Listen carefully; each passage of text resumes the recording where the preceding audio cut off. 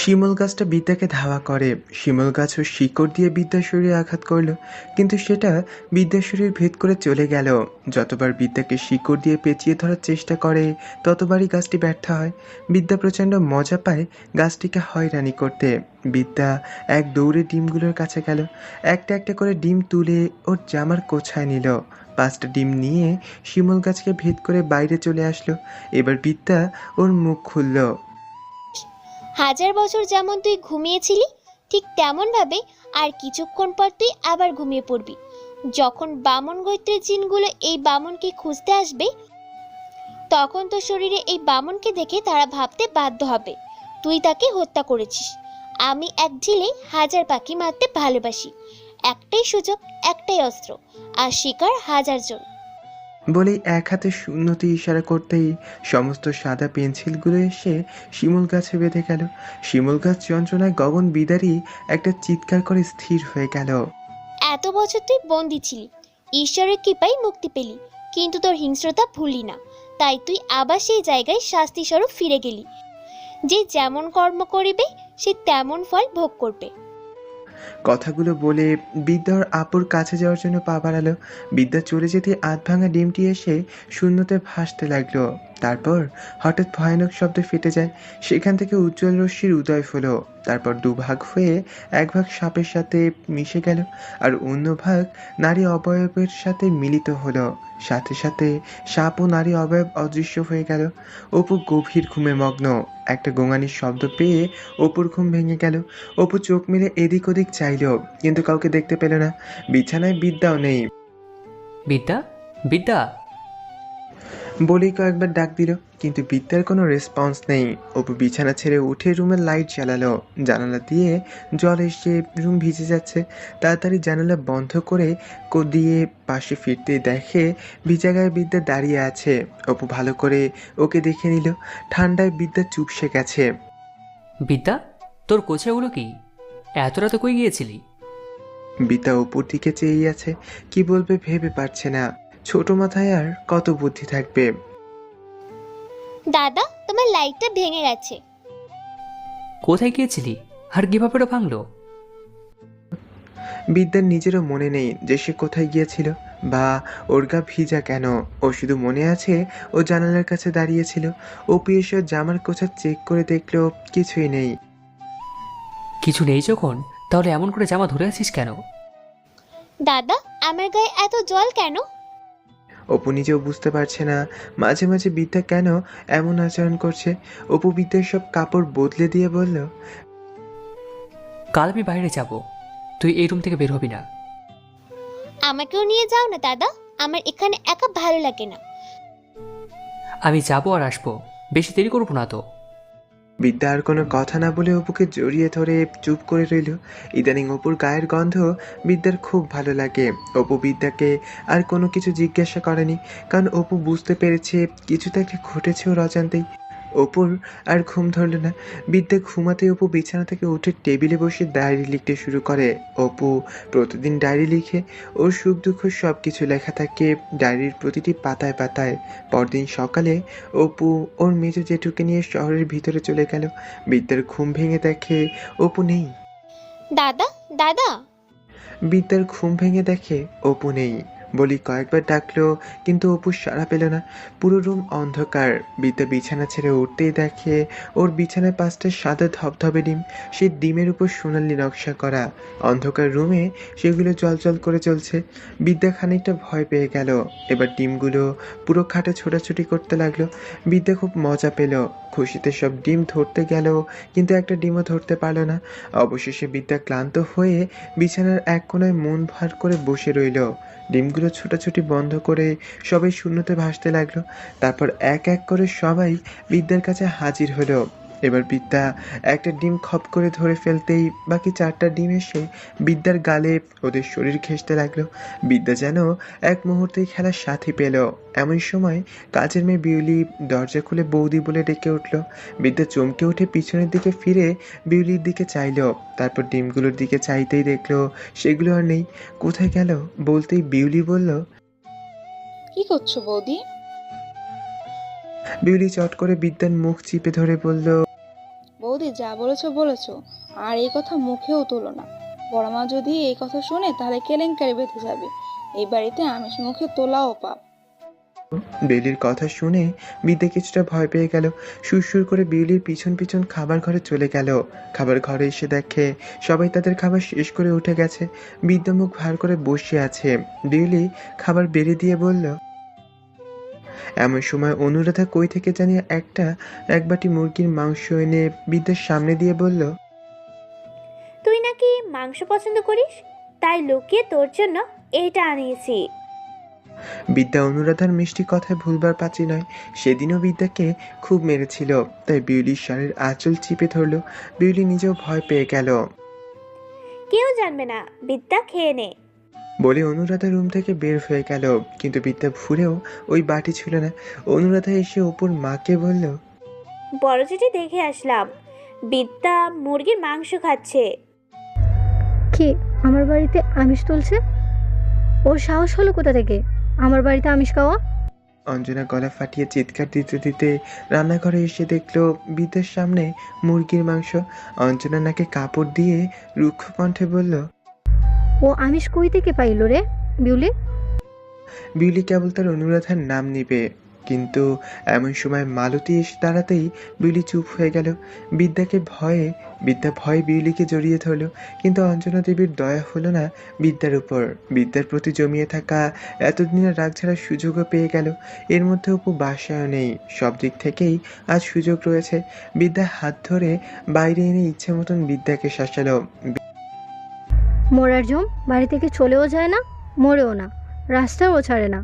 কবে যে সামনের অমাবস্যা আসবে, তারপর এর থেকে রেহাই পাবো। বিদ্যা অপুর মায়ের হাতে কামড় বসিয়ে দিল। অঞ্জনা আউমাউ করে চিল্লে উঠে বিদ্যার হাত ছেড়ে দিল। এই সুযোগে বিদ্যা এক দৌড়ে উপরে যেতেই অনুরাধা ওকে ধরে ফেলল। ওই তোর সাহস কি করে হয় বড় চিঠির হাতে কামড় দেওয়া? মালতী বেত নিয়ে এসে বিদ্যার পিঠ বরাবর একটা জোরে বাড়ি মারল। অসভ্য বেয়াদব মেয়ে, দিদিকে কামড় দেওয়া, তোর দাঁত আজকে ভেঙে ফেলবো।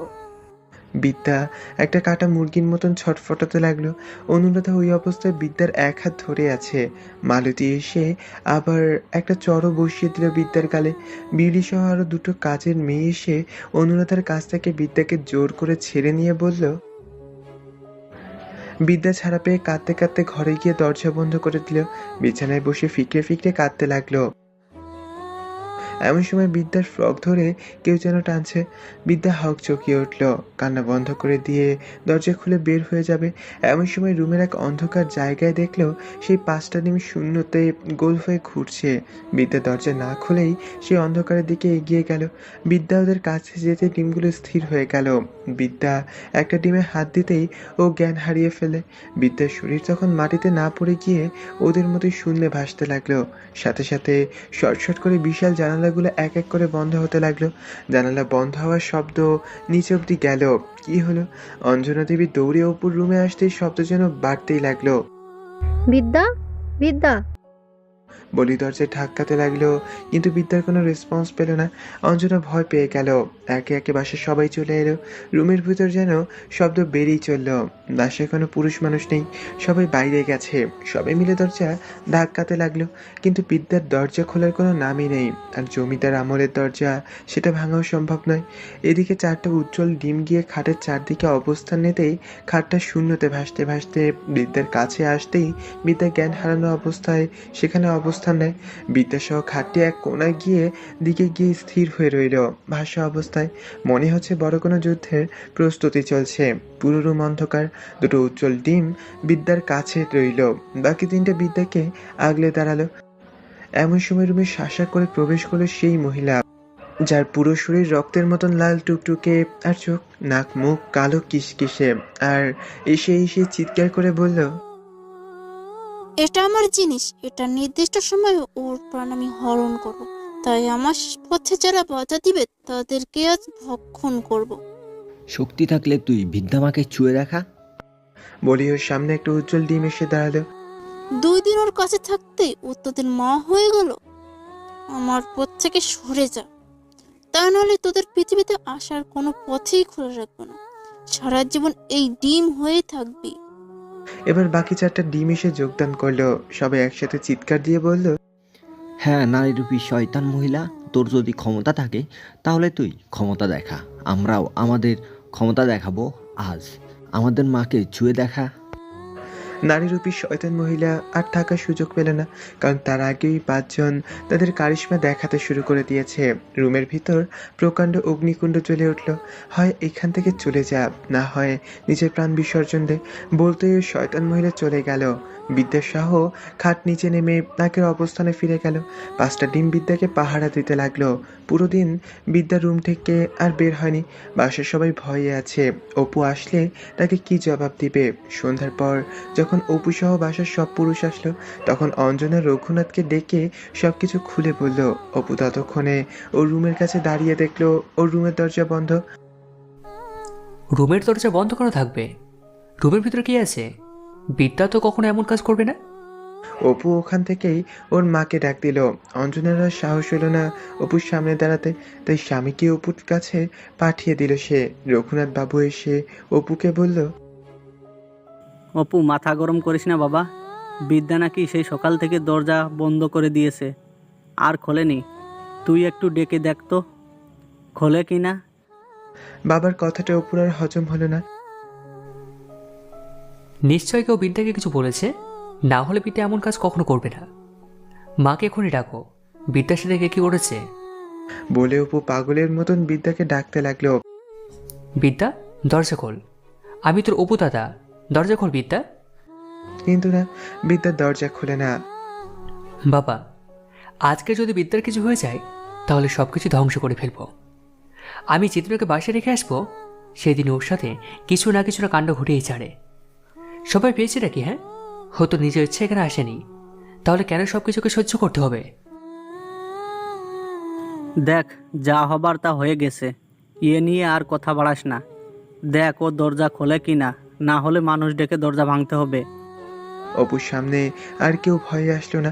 অপু প্রাণপণে দরজা ধাক্কিয়ে চলেছে। বিদ্যা, বিদ্যা, দরজা খোল, তোর জন্য কত কি নিয়ে আসছি, দেখবি না তুই? দরজাটা খোল। যখন কোনো কিছুতেই কিছু হলো না, তখন অপু বিউলিকে জোরে জোরে ডাকলো। বিউলি ভয়ে ভয়ে কাছে আসতেই অপু বলল, এক্ষুনি কে কুড়াল টান, দরজা ভাঙতে হবে। বিদ্যা ওই গভীর ঘুমে মগ্ন। সব উজ্জ্বল ডিমগুলো বিদ্যার বালিশের নিচে গিয়ে অবস্থান নিল, আর সাথে সাথে সব জানালা খুলে গেল। বিদ্যার ঘুম ভেঙে গেল।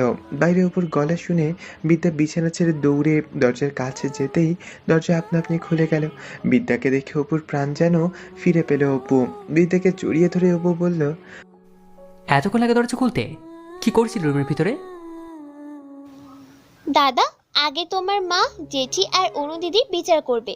আজ ওরা আবার আমায় মেরেছে। বলি কাঁদতে লাগলো বিদ্যা। দেখছিস কত বড় মিথ্যে কথা বলে এতটুকু মেয়ে। ওই কখন তোর গায়ে হাত তুলেছি আমরা? হ্যাঁ, জোর গলায় বলে উঠল মালতী। আমার কথা বিশ্বাস না হলে সবাইকে জিজ্ঞাসা করে দেখ অপু। কাকি, বিদ্যা মিথ্যা কথা বলে না, তাই আমাকে কিচ্ছা কাহিনী শোনাতে এসো না। এমন যদি তোমরা ওর সাথে ব্যবহার করো তাহলে আমি ওকে নিয়ে এখান থেকে চলে যাব। বলে বিদ্যাকে নিয়ে রুমে ঢুকলো অপু। অপু রুমে এসে সব জানালা বন্ধ করে দিয়ে বলল, কে কে তোকে মেরেছে রে? আমি তোমার মায়ের হাতে কামড় দিয়েছি বলে। সবকিছু খুলে বলল বিদ্যা। আমি এখানে আর থাকবো না দাদা, সবাই শুধু শুধু আমাকে মারে। বলে ফিকরে কেঁদে উঠল বিদ্যা। আমি তো তোকে ভালোবাসি, সেদিন মা নিতে এলো, তাহলে কেন চলে গেলি না? চলে গেলে তো আর মার খেতে হতো না। বিদ্যা কোনো কথার জবাব না দিয়ে কেঁদেই চলেছে। অপু ওকে কোলে নিয়ে বাইরে গেল। তারপর নিজে হাতে খাবার খাইয়ে দিয়ে কারোর সাথে কথা না বলে আবার রুমে চলে আসলো। খাটে বসিয়ে দিয়ে অনেকগুলো জিনিস বের করে অপু ওকে দেখালো। বিদ্যা সবকিছু ছুঁড়ে ফেলে অপুকে জড়িয়ে ধরে বলল, আমি বাড়ি যাবো দাদা। অপু বিদ্যাকে বুকে নিয়ে চুপ করে রইল। কি পরীক্ষায় ফেললো ঈশ্বর তাকে? কোন দিকে যাবে সে? গভীর রাত। অপু বিদ্যাকে নিয়ে ঘুমিয়ে পড়েছে। বিদ্যার বালিশ থেকে 3টে উজ্জ্বল ডিম বের হয়ে অদৃশ্য হয়ে গেল। অঞ্জনা দেবীর নাম ধরে কেউ যেন ডাকছে। অঞ্জনা চোখ খুলেই দেখে ও রান্নাঘরে শুয়ে আছে। একটা মোমবাতির আলো টিম টিম করে জ্বলছে। পাশে অনুরাধা আর ওর মালতী শুয়ে আছে। আর অঞ্জনা তাদের ডেকে বলল, কিরে তোমরা এখানে কেন? ওরা দুজনে অবাক হয়ে গেল। তারা তিনজনে এখানে কেন? নিজেদের রুমে তো শুয়েছিল, তাহলে এখানে কেন? এই কথাগুলো ভাবতেই দেরি, কিন্তু ওদের পিঠে পেটের বাড়ি পড়তে আর দেরি হলো না। তিনজনই চিৎকার দিয়ে উঠল। সামনে 3টা লাঠি শূন্যে ভাসছে, আর বিদ্যার শরীরে যেমন করে আঘাত পড়েছে, তার শতগুণ আঘাত ওই তিনজনের শরীরে একসাথে পড়তে লাগলো। অঞ্জনা, মালতী এবং অনুরাধার পিঠে বেতের বাড়ি পড়েই চলছে। তিনজনে অনেক জোরে চিৎকার দিয়ে ওঠে, কিন্তু ওদের কারো আওয়াজ দরজার বাইরে যেতে পারে না। আমাদের ক্ষমা করে দিন বলেই তিনজনে কেঁদে উঠল। এবার বেত 3টাই অদৃশ্য হয়ে গেল। এই সুযোগে তিনজনই রুম থেকে দৌড় দিয়ে বের হয়ে গেল। সকালে আজ বিদ্যা আগে ঘুম থেকে উঠল। বিছানা ছেড়ে ছোট নগ্ন পায়ে হেঁটে হেঁটে দরজা পেরিয়ে বাহিরে চলে এলো। গতকাল রাতে বৃষ্টিতে উঠান কাদা হয়ে গেছে। সেই কাদার ভিতর নেমে একদম বাসার বাইরে এসে দাঁড়াতেই দেখলো পাশের বাসার হরিনাথের ছাগল এসে বিদ্যার হাতের লাগানো ফুলের গাছ সাবার করছে। এই ছাগল দূর হ। বলেই ছাগলগুলোর পিছে দৌড় দিল বিদ্যা। হরিনাথ কেবল স্নান সেরে পুকুর ঘাট থেকে ফিরেছে। এমন সময় ছাগলগুলো সামনে দিয়ে দৌড় দিয়ে চলে গেল। যাওয়ার সময় অবশ্যই হরিনাথের গায়ে কাদা ছিটিয়েই চলে গেল। আমার গা নষ্ট হয়ে গেল রে, স্নান আমার বৃথা হয়ে গেল। এমন সময় বিদ্যার সাথে বুড়ো হরিনাথ ধাক্কা খেয়ে চিৎপটাং হয়ে কাদায় পড়ে গিয়ে হামাগুড়ি দিল। এই বজ্জাত মাইয়া, তুই কি করলি তা? বিদ্যা উঠে গিয়ে বুড়োকে ধরে তুলে বলল, দাদু, আপনাদের ছাগল বেঁধে রাখবেন। আজ আমার ফুলের গাছ খেয়েছে, আবার যদি খেতে দেখি তাহলে ঠেঙে আপনার ছাগলের ঠ্যাং ভেঙে দিব। কি, তুই আমার ছাগলের ঠ্যাং ভাঙবি? অপর কোনোদিন সাহস হয়নি আমার চোখের দিকে চেয়ে কথা বলতে, আর তুই এতটুকু মেয়ে হয়ে আমার সাথে ঝগড়া করিস? চল, আজই তো বিচার দিব রঘুনাথের কাছে। আমার বয়ে গেছি তোমায় ভয় করতে। ভালো করে তুলতে গিয়েছিলাম, তার বদলে এমন কথা। দাঁড়াও, দেখাচ্ছি মজা। বলেই বিদ্যা দুহাতে হরিনাথকে দিল এক ধাক্কা।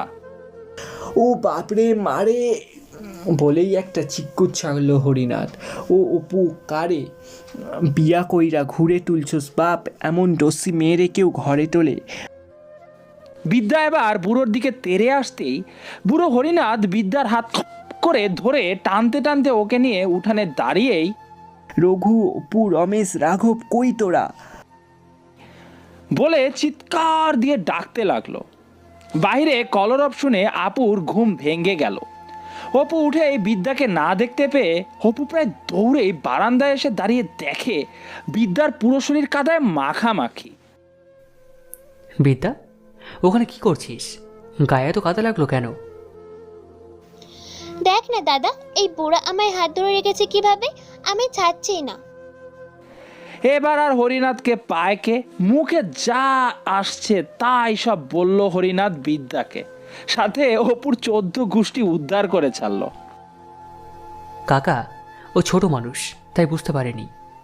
আপনাকে ক্ষমা করে দিন।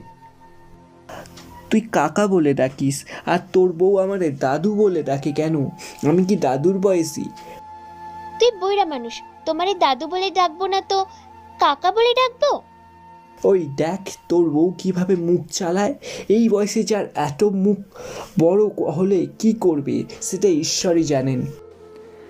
অপু আর কোনো কথা না বলে চুপ করে রইল, কিন্তু পিছন ফিরে মুখে আঙ্গুল পুড়ে বিদ্যাকে কথা বলতে নিষেধ করলো। এদিকে হরিনাথ চিল্লাইতে চিল্লাইতে চলে গেল। আজ এত কিছু হয়ে গেল, কিন্তু বাসার মহিলাগুলো কিছুই বলল না, উল্টো বিদ্যার দিকে চেয়েও চাইল না। গত রাতের ঘটনা বেশ তাদের পস্তাচ্ছে। অপু বিদ্যার হাত ধরে টেনে নিয়ে নিচে চলে গেল। আজ অপু কিছুটা বিদ্যার উপর চটে গেছে। এই, তুই কাকাকে ধাক্কা মেরে ফেলে দিয়েছিস কেন? তোর কি কাণ্ডজ্ঞান নেই? আর এমন যেন না দেখি। বলে বিদ্যাকে গোসল করিয়ে রুমে নিয়ে আসলো। একটু বেলা হতেই অপুর বড় দাদা রিতেশ আর ছোট ভাই রনক বাসায় আসলো। ওরা বর্তমানে থাকে।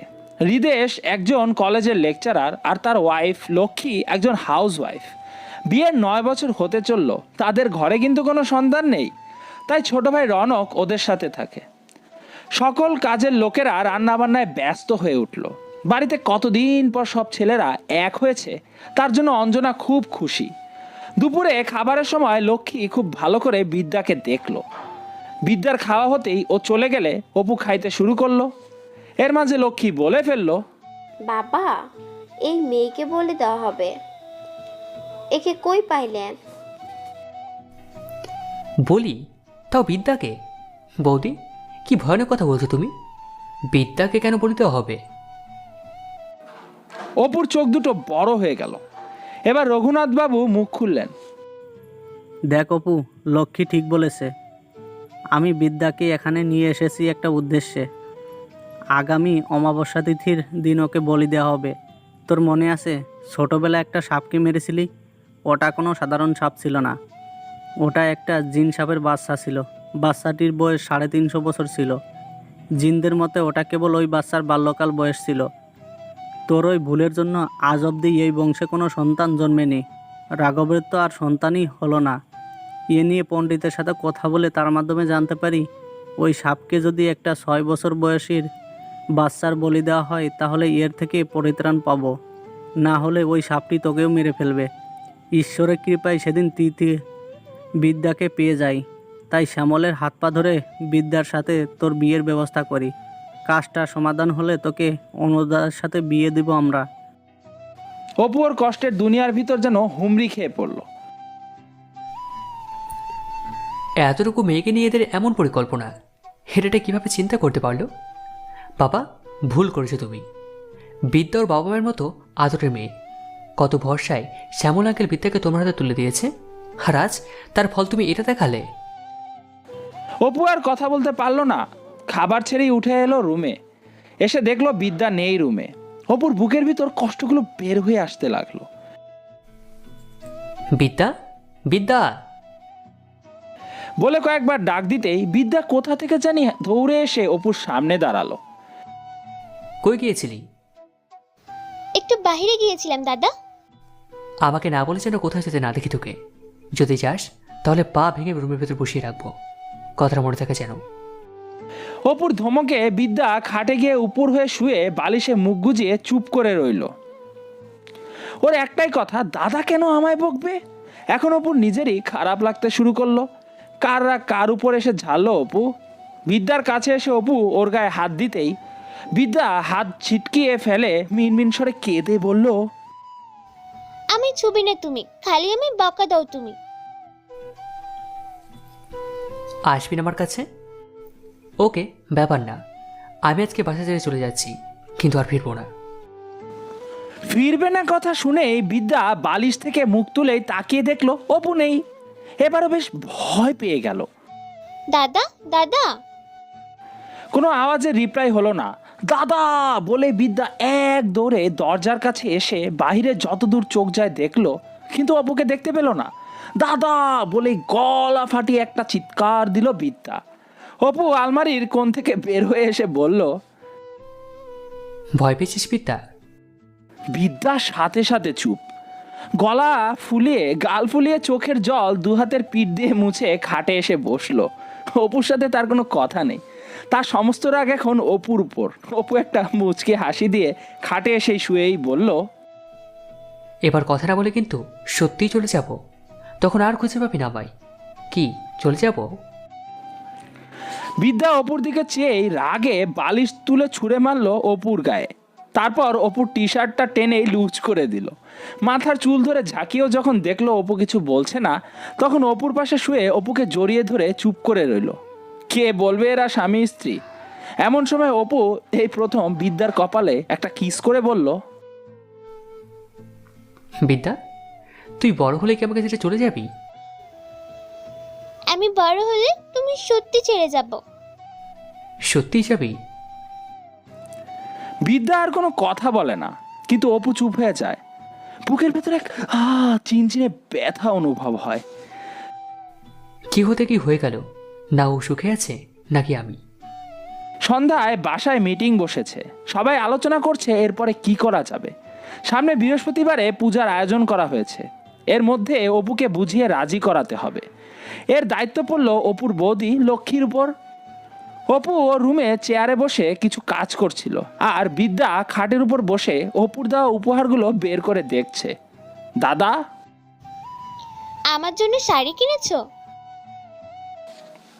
অপু মুখটা না তুলেই বলল, পছন্দ হয়েছে? বিদ্যা দৌড়ে অপুর পাশে দাঁড়িয়ে শাড়ি দেখিয়ে বলল, দাদা, শাড়িটা পরিয়ে দাও না। আমি কাজ করছি বিদ্যা, পরে এক সময় পরে নেব। না, আমার এখনই চাই।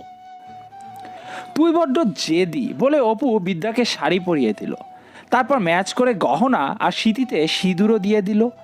বিদ্যাকে দেখতে একদম ছোট দেবীর মতো লাগছে। অপু সব কাজ ফেলে বিদ্যার হাত ধরে বাইরে নিয়ে গেল। দাদা, আমরা কই যাচ্ছি? তোকে নিয়ে ছবি ওঠাবো। সবার সামনে বিদ্যাকে নিয়ে পাশের কয়েক বাসা দূরে অপুর ফ্রেন্ডের বাসায় গেল। অপুর ফ্রেন্ড বিজয়কে ডেকে আবার নিয়ে আসলো বাসায়। আলমারি থেকে ক্যামেরাটা বের করে বিজয়কে দিয়ে বলল, বিজয়, কয়েকটা ফটো ওঠা তো। বিদ্যা বৌদি, তোমাকে তো দারুণ লাগছে। বিদ্যা অপুর হাত আরো জাপটে ধরে দাঁড়িয়ে রইল। অপু একটা চেয়ারে বসে বিদ্যাকে পাশে নিল। তারপর ছবি তুলতে বিজয়কে বলল। সাথে সাথে অপু আর বিদ্যা ক্যামেরায় বন্দি হলো। আরো কিছু ছবি তুলে বিদ্যাকে নিচে পাঠিয়ে দিয়ে বলল, তোকে দেখতে খুব ভালো লাগছে, যা সবাইকে দেখিয়ে নিয়ে আয়। বিদ্যা চলে গেলে এবার অপু বিজয়কে বিদ্যার ব্যাপারে সব খুলে বলল। বিজয় সব শুনে বলল, আমার একটা মামা আছে, সে এই সম্পর্কে ভালো বলতে পারবে। কাল পরশুর ভিতর তোমাকে নিয়ে আমি সব খবর এনে দিব। অপু কিছুটা চিন্তামুক্ত হলো। যদি কোনো কিছু করে এই পূজাটা বন্ধ করা যায়। বিদ্যা যে শুধু ওরই দায়িত্ব। গভীর রাত, বিদ্যা আর অপু ঘুমিয়ে আছে। এমন সময় বিদ্যার বালিশের নিচ থেকে ডিমগুলো বের হয়ে শূন্যতে ভাসতে লাগলো। তারপর কোনো শব্দ ছাড়াই ডিমগুলো ভেঙে গিয়ে সেখান হতে 5টি ছোট সাপের বাচ্চা বের হয়ে আসলো। ডিমের খোলসগুলোর সাথে সাথে অদৃশ্য হয়ে গেল। 5টি সাপের বাচ্চাই বিদ্যার বুকের মধ্যে ঢুকে বিদ্যার শরীরের উষ্ণতা নিতে লাগলো। সাথে সাথে রুমে সেই লাল চেহারার শয়তান মহিলাটা প্রবেশ করলো। এই সময় সাপের বাচ্চাগুলো খুব দুর্বল বলেই ওই 5টা সাপের বাচ্চাকে এক নিমিষে টেনে হিঁচড়ে বের করতেই বাচ্চাগুলো শব্দ করতে লাগলো। মহিলাটি অতি আনন্দ সহিত বাচ্চাগুলোকে নিয়ে সেখান থেকে উধাও হয়ে গেল। একদম বাসার বাইরে এসে দাঁড়াতেই মহিলার সামনে সেই সাপ আর নারী অবয়ব এসে দাঁড়ালো। সাপটি সেই মহিলাকেও শরীর দিয়ে আষ্টে পৃষ্ঠে পেঁচিয়েই ধরে ফেললো। এবার মহিলাটি চিৎকার দিয়ে বলল, যদি তোরা বাঁচতে চাস তাহলে আমায় ছেড়ে দে, না হলে তোদের বংশ নির্বংশ করে দেব। যেমনটা আপুর বংশ নিয়ে খেলা করছিস তাই না? তোর সন্তান মারা গেছে একটা দুর্ঘটনা জানিত কারণে। তুই কেন ওই মানুষদের নিয়ে খেলছিস? ভালো হয়ে যা। আমি চাই না তোর সাথে দ্বন্দ্বে জড়িয়ে পড়তে। এবারের মতো তোকে ছেড়ে দিলাম। বলে সাপটি ওর 5 বাচ্চা সহ স্ত্রীকে নিয়ে অদৃশ্য হয়ে যায়। মহিলাটি ক্রোধে ফেটে পড়ে। শুধু সামনের অমাবস্যা তিথির অপেক্ষায় সে আছে। যদি ওর ভোগ হয় তাহলে অপু তো যাবেই সাথে। ওদের বংশের সমস্ত প্রদীপ নিভিয়ে ফেলবো। বিদ্যার শরীর দিয়ে আমার অনেক কাজ রয়েছে। পরদিন অপুর বন্ধু বিজয় এসে ওদের বাসায় নিয়ে যায় অপুকে। অপু বাসায় ঢুকেই দেখতে পায় একজন জটাধারী আধা বৃদ্ধ মানুষ চেয়ারে বসে আছে। বিজয় অপুর সাথে ওর মামাকে পরিচয় করিয়ে দেয়। এবার অপু ওর সমস্ত সমস্যা ওই লোকটিকে খুলে বলে। বিজয়ের মামা চোখ বন্ধ করে নানান মন্ত্র পড়তে লাগলো। মন্ত্র পড়া শেষ হতেই ওনার চোখ দিয়ে 2টো আগুনের বিজলি ছুটলো, আর সেখান থেকে 2টো মাথা কাটা সন্ন্যাসী উপস্থিত হলো। উনি আদেশ দিলেন এই সমস্যার সুরাহ বের করতে। এক নিমেষেই ওরা অদৃশ্য হয়ে যেতেই বিজয়ের মামা থপ করে পড়ে জ্ঞান হারায়। কিছু পড়ে যাওয়ার শব্দে অপু আর বিজয় দুজনেই চোখ খুলে দেখে উনি সেন্সলেস হয়ে পড়ে আছেন। বিজয় আসন থেকে উঠেই মামা বলে ওনার শরীরে হাত দিতেই ছিটকে গিয়ে দূরে আছাড় খেয়ে পড়ে গেল। সাথে সাথে বিজয়ের মামার জ্ঞান ফিরে আসে। বিজয়ের এমন অবস্থা দেখে ওর মামা চিৎকার দিয়ে বলল, তুই এ কি করেছিস? আমি আর তোকে বাঁচাতে পারবো না। কেন তুই আমার শরীরে হাত দিতে গিয়েছিস? আমি সব কিছু সামলে নিতাম, এখন আমি কি করব? অপু বিস্মিত হয়ে সব শুনে, না জানি ওর আর বিদ্যার জন্য বিজয়ের প্রাণ না দিতে হয়। অপু উঠে গিয়ে বিজয়কে ধরতেই অপু থরথর করে কাঁপতে লাগলো। মনে হয় বিজয়ের জিনিসটা অপুর শরীরে পার হয়ে গেছে। বিজয়ের মামার মন্ত্র সামান্য ভুল হতেই এত কিছু ঘটে গেল। এবার ইনি আরো ভয় পেয়ে গেলেন, অপুর যদি কিছু হয় তাহলে সব শেষ হয়ে যাবে। এদিকে বিদ্যা অপুকে খুঁজতে খুঁজতে বিজয়দের বাসার ভেতরে চলে এলো। কাকি, দাদাকে দেখছো? দাদাকে তোমাদের বাসায় আসতে দেখেছি। এমন সময় বিজয়ের মামার চিৎকারময় কণ্ঠ ভেসে আসলো রুম থেকে। হে অপু, কি হলো তোর? মামা উঠছে না কেন? ছোট বিদ্যা দাদা বলেই ওই ঘরের মধ্যে ছুটে গেল। গিয়ে দেখে অপু উপরে থরথর করে কাঁপছে আর মুখ দিয়ে গড়গড় করে রক্ত বের হচ্ছে। এই, আমার দাদার সাথে তোমরা কি করছো? বলেই বিদ্যা হাতের কাছে একটা ঘটি দেখতে পেয়ে ওটাই ছুঁড়ে মারলো বিজয়ের মামার দিকে। তারপর অপুর কাছে বসলো। দাদা, কি হয়েছে তোমার? বলেই বিদ্যা ঝাঁকাতে লাগলো অপুকে। বিজয়ের মা সহ সবাই ভয় পেয়ে গেল। আজ যদি অপুর কিছু হয় তাহলে রঘুনাথবাবু কাউকে ছেড়ে কথা বলবে না। এমন সময় বিদ্যার শরীর থেকে এক অর্ধমানবী বের হলো, যার পূর্ণাঙ্গ শরীর নেই, যে হা করার সাথে সাথে রুমের ভিতর যত প্রেত শক্তি ছিল সবাইকে একাধারে গিলে ফেলতে লাগলো। যেখানে সমস্ত শক্তি পরাজিত হয়ে অন্ধকারে নেমে আসে, সেখান থেকে বিশ্বাস, ভক্তি আর ভালোবাসার শক্তি উজ্জ্বল আলো হয়ে ওইসব অপশক্তির বিরুদ্ধে কাজ করতে শুরু করে দেয়।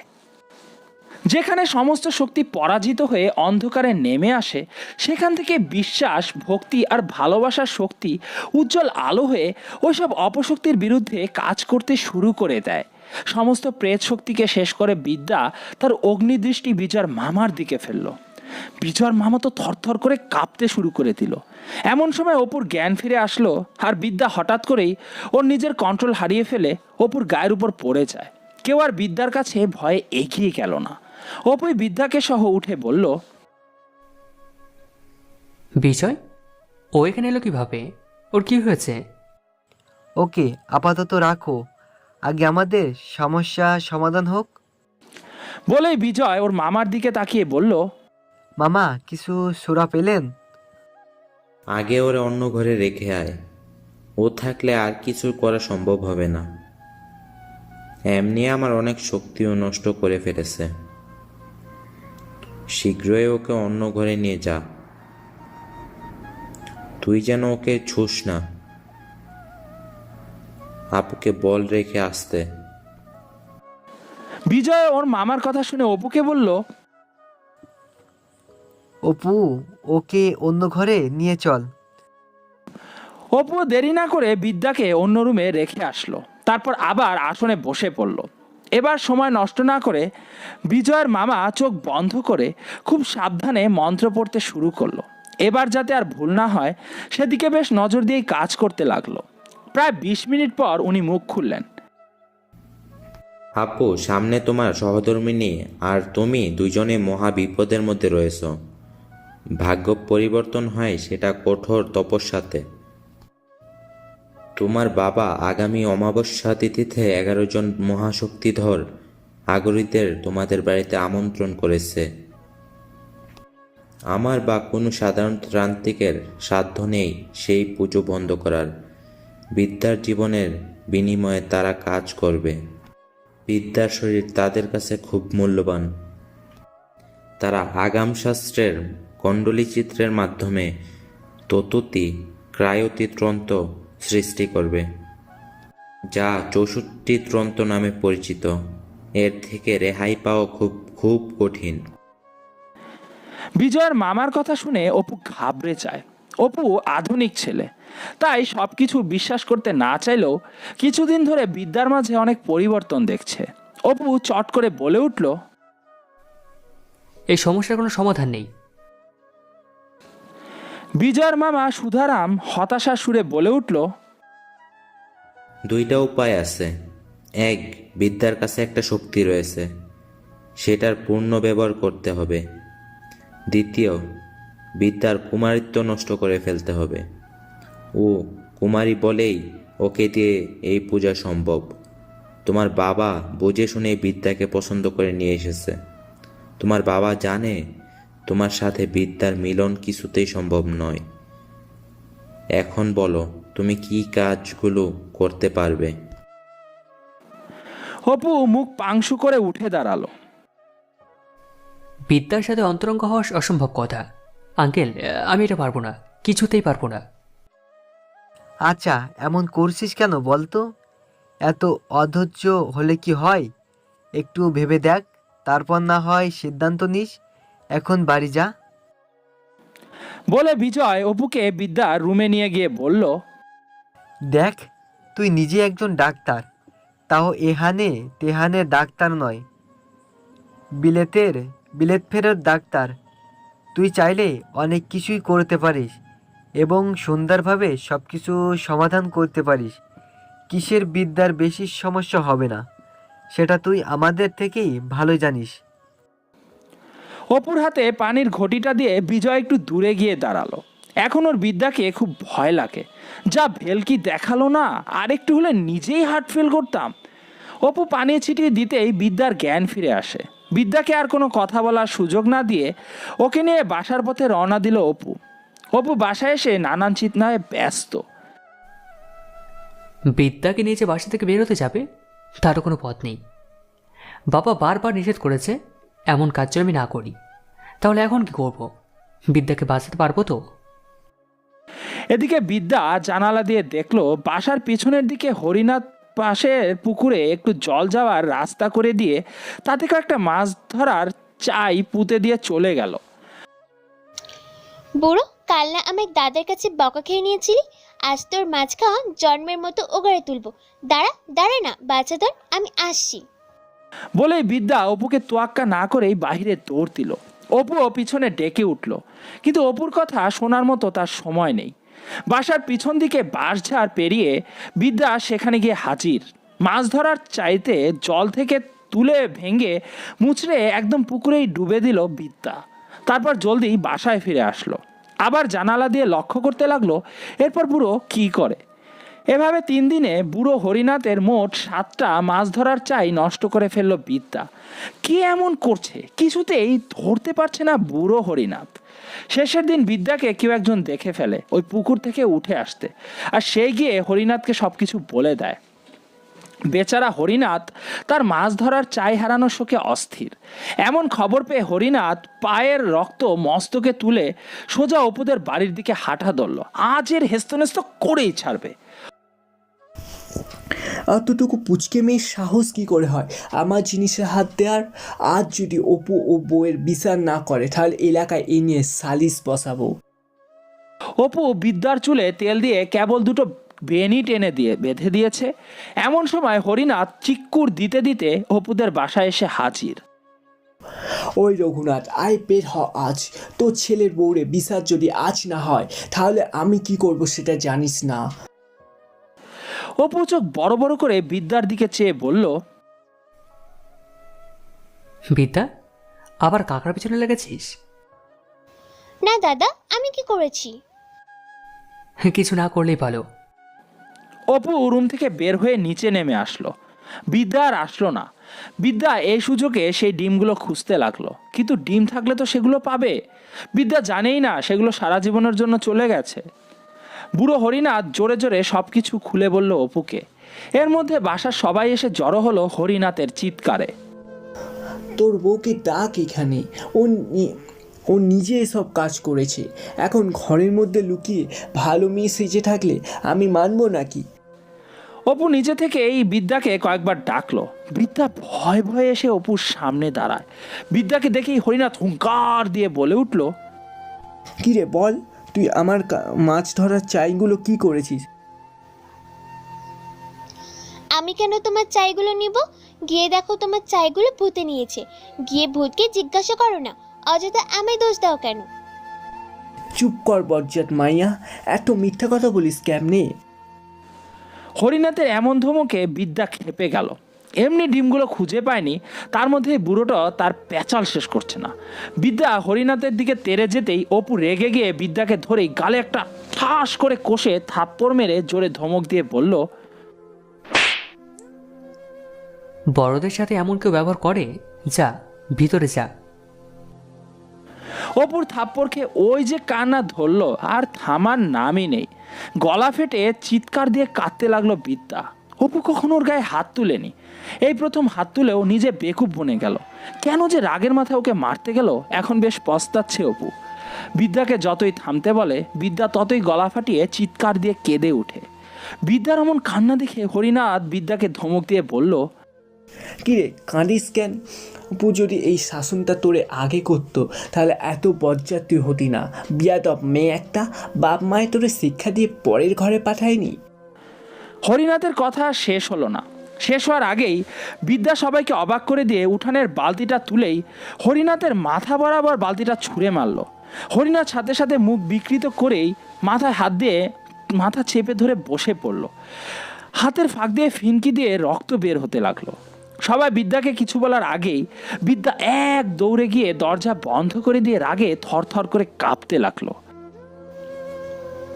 আজ মন চাইছিল বুড়াকে একদম শেষ করে ফেলে দিই। বিদ্যার এহেন কাণ্ডে অঞ্জনা অপুকে ছেড়ে কথা বলল না। শুধু তোর জন্য অপু, তোর জন্য আজ ওই মেয়েটা এত বড় একটা কাণ্ড গটিয়ে ফেললো। কোনো শাসন নেই, কিছু নেই, বাড়ির মান সম্মান দেখে আর রাখবে না। অপু সেদিকে কান না দিয়ে হরিনাথ কাকাকে তুলে দেখলো সামান্য কেটে গেছে।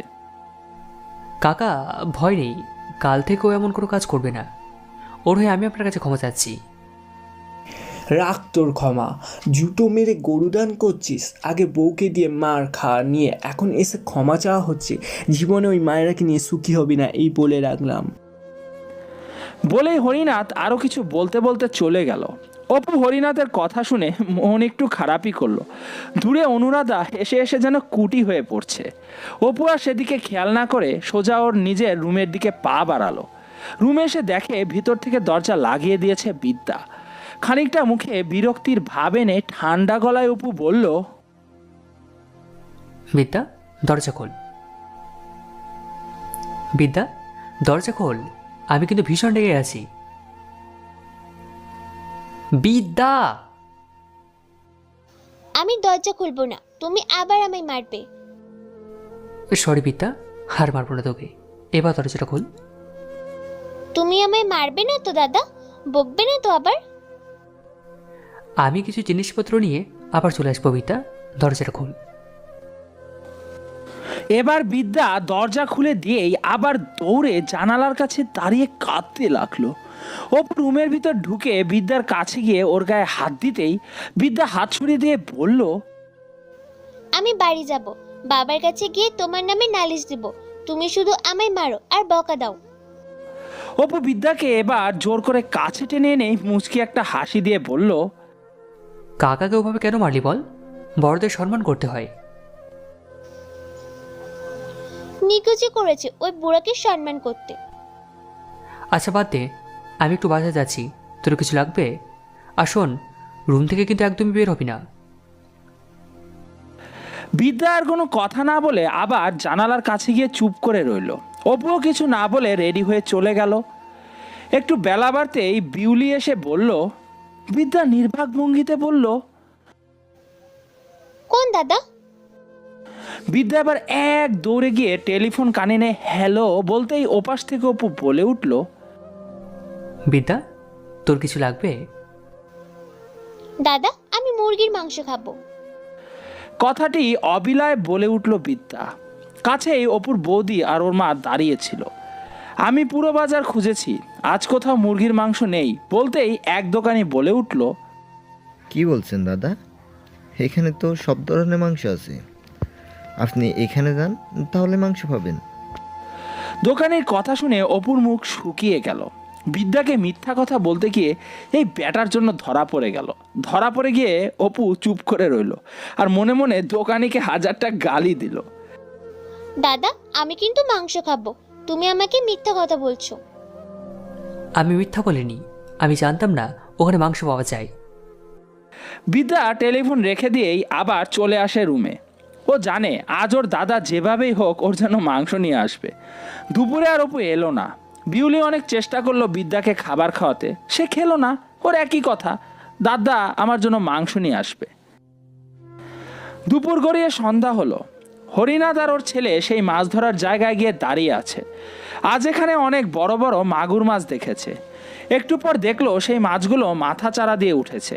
অমনি হরিনাথ একটা বড় পলি হাতে করে জলে নেমে গেল আর ওর ছেলে বিধু ডাঙ্গায় দাঁড়িয়ে থাকলো। হরিনাথ কেবল মাছটার গায়ে পলির ঝাঁপ দিবে, অমনি মাছটা বিকট রকমের বড় হয়ে ওর লেজ দিয়ে হরিনাথকে একটা বাড়ি দিয়েই জলে মুখটা খুশে ধরলো। হরিনাথ ছটফট করতে করতে শুধু একবারই বলতে পারলো, বিধু আমায় ধর। বিধুও চিৎকার দিয়ে ঝাঁপিয়ে জলে নেমে পড়ল। বিধুর চিৎকারে আশেপাশে সব মানুষ দৌড়ে আসতেই মাছগুলো অদৃশ্য হয়ে গেল। সবাই মিলে হরিনাথ আর বিধুকে জল থেকে টেনে উপরে তুলল। ওরা দুজনে ভয়ে থরথর করে কাঁপছে।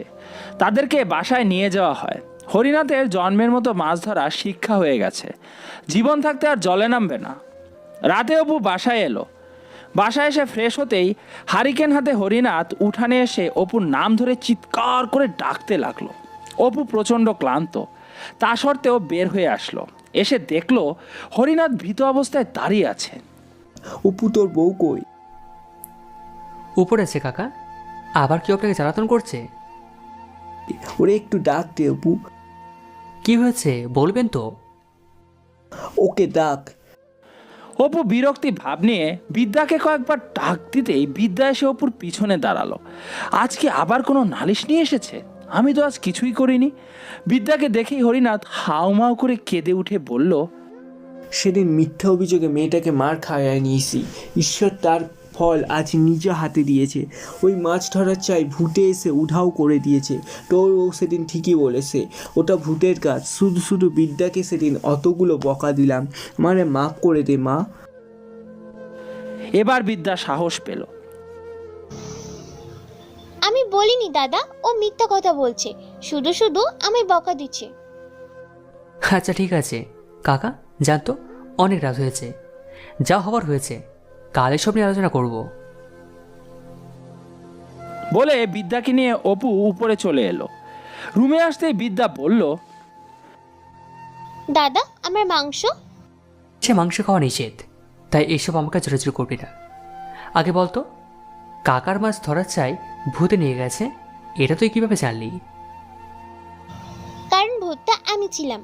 আমাকে সেদিন বকা দিচ্ছিল, তার জন্য ওর সব চাই ভেঙে ফেলে পুকুরের জলে ডুবে দিয়েছি। তুই আবার দিকে গিয়েছিস? তোকে না কতবার নিষেধ করেছি, আমার কথা কি তুই শুনবি না? তুমি আমার কথা শোনো, তার জন্য আমি তোমার কথা শুনবো? যা ইচ্ছা তাই কর। বলে অপু রুম থেকে বের হয়ে গেল। রাতের খাবারের সময় আর বিদ্যা খেতে এলো না।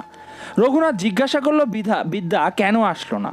চট করে অনুরাধা বলে উঠল, ওই বজ্জাত মেয়ে মাংস ছাড়া ভাত খাবে না, দুপুরেও কিছু খায়নি। অপু কিছু বলল না।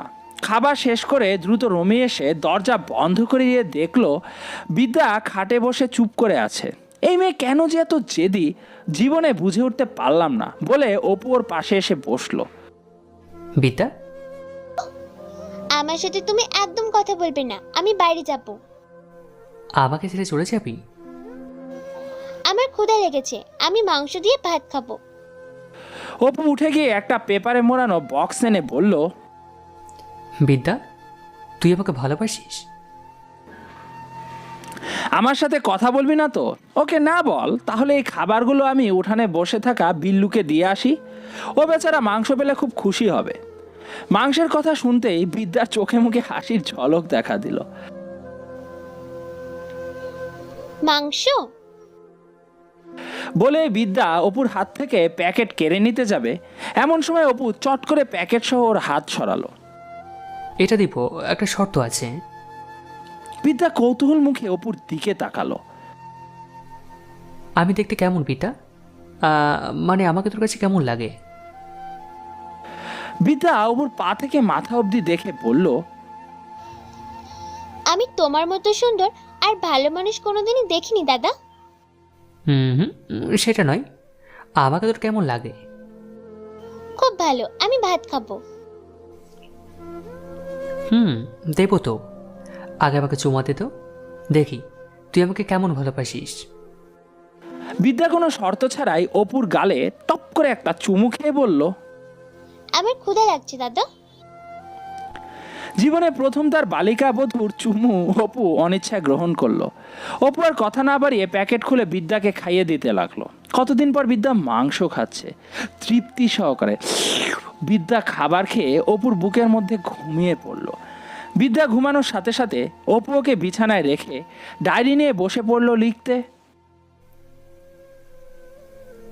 আজ বিদ্যার মনে আমার কতটা জায়গা আছে সেটা পরখ করলাম। খুব কঠিন একটা সিদ্ধান্ত নিয়েছি, কিন্তু আমি বিদ্যাকে কিভাবে আঘাত করব? আমি এক দুর্ঘটনার মধ্যে পড়ে গেছি, কিন্তু এই রাস্তা ছাড়া বিদ্যাকে বাঁচানো সম্ভব নয়। বিদ্যা কি কখনো তার এই আপুদাদাকে ক্ষমা করবে? গভীর রাত, অনুরাধার মা মালতী ওর মাকে নিয়ে ওই তান্ত্রিকের সামনে বসে আছে। তান্ত্রিক যজ্ঞ শুরু করে দিয়েছে, একাধারে জোরে জোরে মন্ত্র পড়ছে আর আগুনে অদ্ভুত অদ্ভুত জিনিস আহুতি দিচ্ছে তান্ত্রিকটা। সামনে যজ্ঞের আগুন তাও তাও করে জ্বলছে। এমন সময় সামনের ফাঁকা জায়গায় একটা আগুনের সার্কেল জ্বলে উঠল, আর তার কিছুক্ষণ পরেই ওই আগুনের গোলকবৃত্তের মধ্যে বিদ্যা উপস্থিত হলো। মালতী আর ওর মা বিদ্যাকে দেখে প্রচণ্ড ভয় পেয়ে গেল, কারণ এটা কোনো স্বাভাবিক বিদ্যা ছিল না, যার রূপই অন্যরকম ছিল। মালতী আর ওর মা বিদ্যাকে দেখে প্রচণ্ড ভয় পেয়ে গেল, কারণ এটা কোনো স্বাভাবিক বিদ্যা ছিল না, যার রূপই অন্যরকম ছিল। বিদ্যার চারপাশে আগুন জ্বলছে, আর বিদ্যা সে আগুনের মধ্যে চুপ করে বসে আছে। কালো কোকড়ানো লম্বা লম্বা চুল মাটি ছেয়ে গেছে, অদ্ভুত এক লাবণ্যময় চেহারা। এদিকে তান্ত্রিক বিদ্যাকে দেখে আরো জোরে জোরে মন্ত্র পড়া শুরু করে দিল। তান্ত্রিক প্রচণ্ড খুশি হলো, মনে হয় 7 রাজার ধন সে হাতে পেয়েছে। মালতী আর ওর মা বিস্ময়ের সাথে বিদ্যার দিকে চেয়ে আছে। এমন সময় দূরে একটা মহিলা এসে দাঁড়ালো। বিদ্যা, মা, আমার কাছে আসো বলে মহিলাটি বিদ্যাকে ডাকলো। এমন সময় বিদ্যা চোখ খুলতেই এক আলোর ঝলকানি এসে তান্ত্রিককে আঘাত করলো।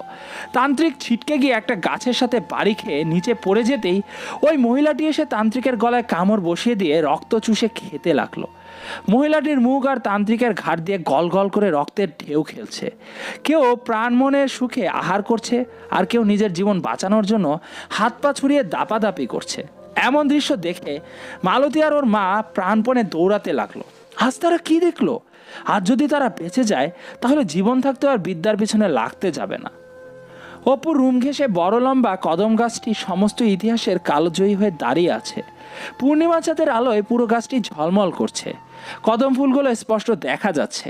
গাছের ডালে একটা খুব অপরূপ সুন্দরী নারী বসে আছে। তার খানিকটা দূরে ঠিক বিদ্যার মতো অবিকল দেখতে একটা ছোট মেয়ে তার মায়ের চুল দিয়ে দোলনা বানিয়ে দোল খাচ্ছে। মা, বিদ্যা দিদি আমাদের সাথে কেন থাকে না? ও খুব স্পেশাল বাবা, ওকে আমাদের সাথে মানায় না। দিদি আমাকে ভালোবাসে? নিশ্চয়ই ভালোবাসে। তাহলে দিদি আমাদের কাছে নেই কেন? তুমি তোমার দিদির সত্তা মা। এক সত্তা মানুষের মাঝে থাকে অন্য সত্তা, আমার কাছে রেখেছি। মা, আমার নামও বিদ্যা, দিদি নামও বিদ্যা কেন? কারণ তোমরা যে এক। বললাম না তোমরা একই, কিন্তু তোমাদের সত্তা দুইটা। আমরা যদি এক হই তাহলে আমরা রক্ত পান করি, আর দিদি ওগুলো খায় কেন? ওগুলো দেখলেই গা গুলাই। ওগুলো পবিত্র খাবার, এভাবে কোনো বস্তুকে অপমান করতে নেই মা। মেয়েটি আবার দোল খেতে ব্যস্ত হয়ে পড়ল। তার এই পিচাস মাকে সে বড্ড ভালোবাসে, তাকে ছাড়া সে এক মুহূর্ত থাকতে পারবে না। অন্যদিকে তার মা গাছের ডালে বসে চাঁদের পানের চেয়ে অশ্রু বিসর্জন দিচ্ছে। আমি কি আমার কন্যাকে ওই অঘোরী তান্ত্রিকদের হাত থেকে রক্ষা করতে পারবো? তারা যে সকাম ও নিষ্কাম দুই পদ্ধতিতেই মন্ত্র প্রয়োগ করে। তারা কোনো কিছুরই আজ বিচার আর করে না, করবেও না, কারণ তারা জেনে গেছে বিদ্যা আমার মেয়ে। এখন প্রশ্ন হলো, এই মহিলাটি কে? মহিলাটির নাম বৃন্দা। সে একজন চুড়েল অথবা ডায়েন, আর সেই হচ্ছে বিদ্যার আসল মা। বিদ্যাকে শ্যামলার সাধনার কাছে দিয়ে চলে আসে বৃন্দা। শ্যামলার ছোট ভাই সাজিদের সাথে বৃন্দার বিয়ে হয়েছিল। তারা খুব সুখেই ছিল, কিন্তু সমস্যা বাধে। সাজিদদের বাসায় ওর এক বন্ধু আসে। ওর বন্ধুটি ছিল তন্ত্রয়ে মান্ত্রিক শক্তি সাধক। সে বৃন্দার আসল পরিচয় সাজিদের সামনে তুলে ধরে। তারপর থেকে সব শেষ। সাজিদ কিছুতেই আর বৃন্দাকে মেনে নেয়নি। এমনকি বৃন্দাকে ডিভোর্স দেওয়ার আগেই সে অন্য একটি মেয়েকে বিয়ে করে। বৃন্দা লজ্জার অপমানিত হয়ে সেখান থেকে চলে আসে। সে ইচ্ছা করলে অনেক কিছুই করতে পারত এবং তার শক্তি দিয়ে সব কিছু শেষ করে ফেলতে পারত, কিন্তু কিছু না করেও চুপচাপ চলে আসে, কারণ তখন বৃন্দা প্রেগনেন্ট ছিল। তারপর সে বিদ্যার জন্ম দেয়। বিদ্যার জন্মের সাথে সাথে বিদ্যার শরীর থেকে সমস্ত শক্তি কেড়ে নিয়ে সেই শক্তিকে একটা অবয়ব রূপ দেয় বৃন্দা, যে বিদ্যার দ্বিতীয় সত্তা। শ্যামলের কোনো কন্যা সন্তান ছিল না, তাই বৃন্দা গিয়ে শ্যামলার সাধনার কাছে তার মেয়েকে অর্পণ করে আর আশ্বাস দেয় বিদ্যা সাধারণ মানুষের মতোই জীবনযাপন করবে। ওদের কাছে বিদ্যাকে রেখে এসে দূর পাশে বিদ্যার দ্বিতীয় সত্তাকে নিয়ে বৃন্দা বসবাস করতে শুরু করে। বিদ্যাকে যখন সাধনা এ দেশে রেখে যায়, তখন ওখানে গিয়ে বৃন্দাকে সে আহ্বান করে। তারপর বৃন্দা সব কথা খুলে বলে। তারপর থেকে বৃন্দা এখানে বিদ্যার পাশাপাশি অবস্থান করছে। তার একমাত্র কলিজার টুকরো কন্যা সন্তান যে বড়ই বিপদের মধ্যে রয়েছে। পরদিন সকালে সবাই খেতে বসেছে। অপু বিদ্যাকে খাইয়ে দিচ্ছে। এমন সময় ঝরঝর করে আকাশ হতে বৃষ্টি পড়তে শুরু করে। বিদ্যা বৃষ্টিতে ভিজবে বলে ওই অবস্থায় ভো দৌড় দিল উঠানে। বাধ্য হয়ে ভাতের প্লেট নিয়ে অপুও ওর পিছন পিছন গেল। বিদ্যা, এতটুকু খাবার শেষ কর, আর এবার বৃষ্টিতে ভিজলে তো ঠান্ডা লেগে যাবে। আমি এখানে খাবো অপুদা। পাগলামো করিস না, বৃষ্টির মধ্যে কেউ খায় নাকি? আমি খাই বলেই বিদ্যা ওখান থেকে দৌড়। অপু খাবার প্লেটটা ওখানে রেখেই বিদ্যার পিছনে দিল দৌড়। অপুর পুরো শরীর ভিজে একাকার হয়ে গেছে। এই অবস্থায় অপুকে দেখতে আরো ভালোই লাগছে, তাই রূপ অনুরাধা বারান্দায় দাঁড়িয়ে থেকে ভক্ষণ করছে। অপুকে দেখলে ওর বুকের ভেতর একটা নেশা ধরে যায়। বিদ্যা আর অপু দুজনেই ভিজছে। বিদ্যা বৃষ্টিতে ভিজতে ভিজতে বাসার বাহিরে চলে গেল।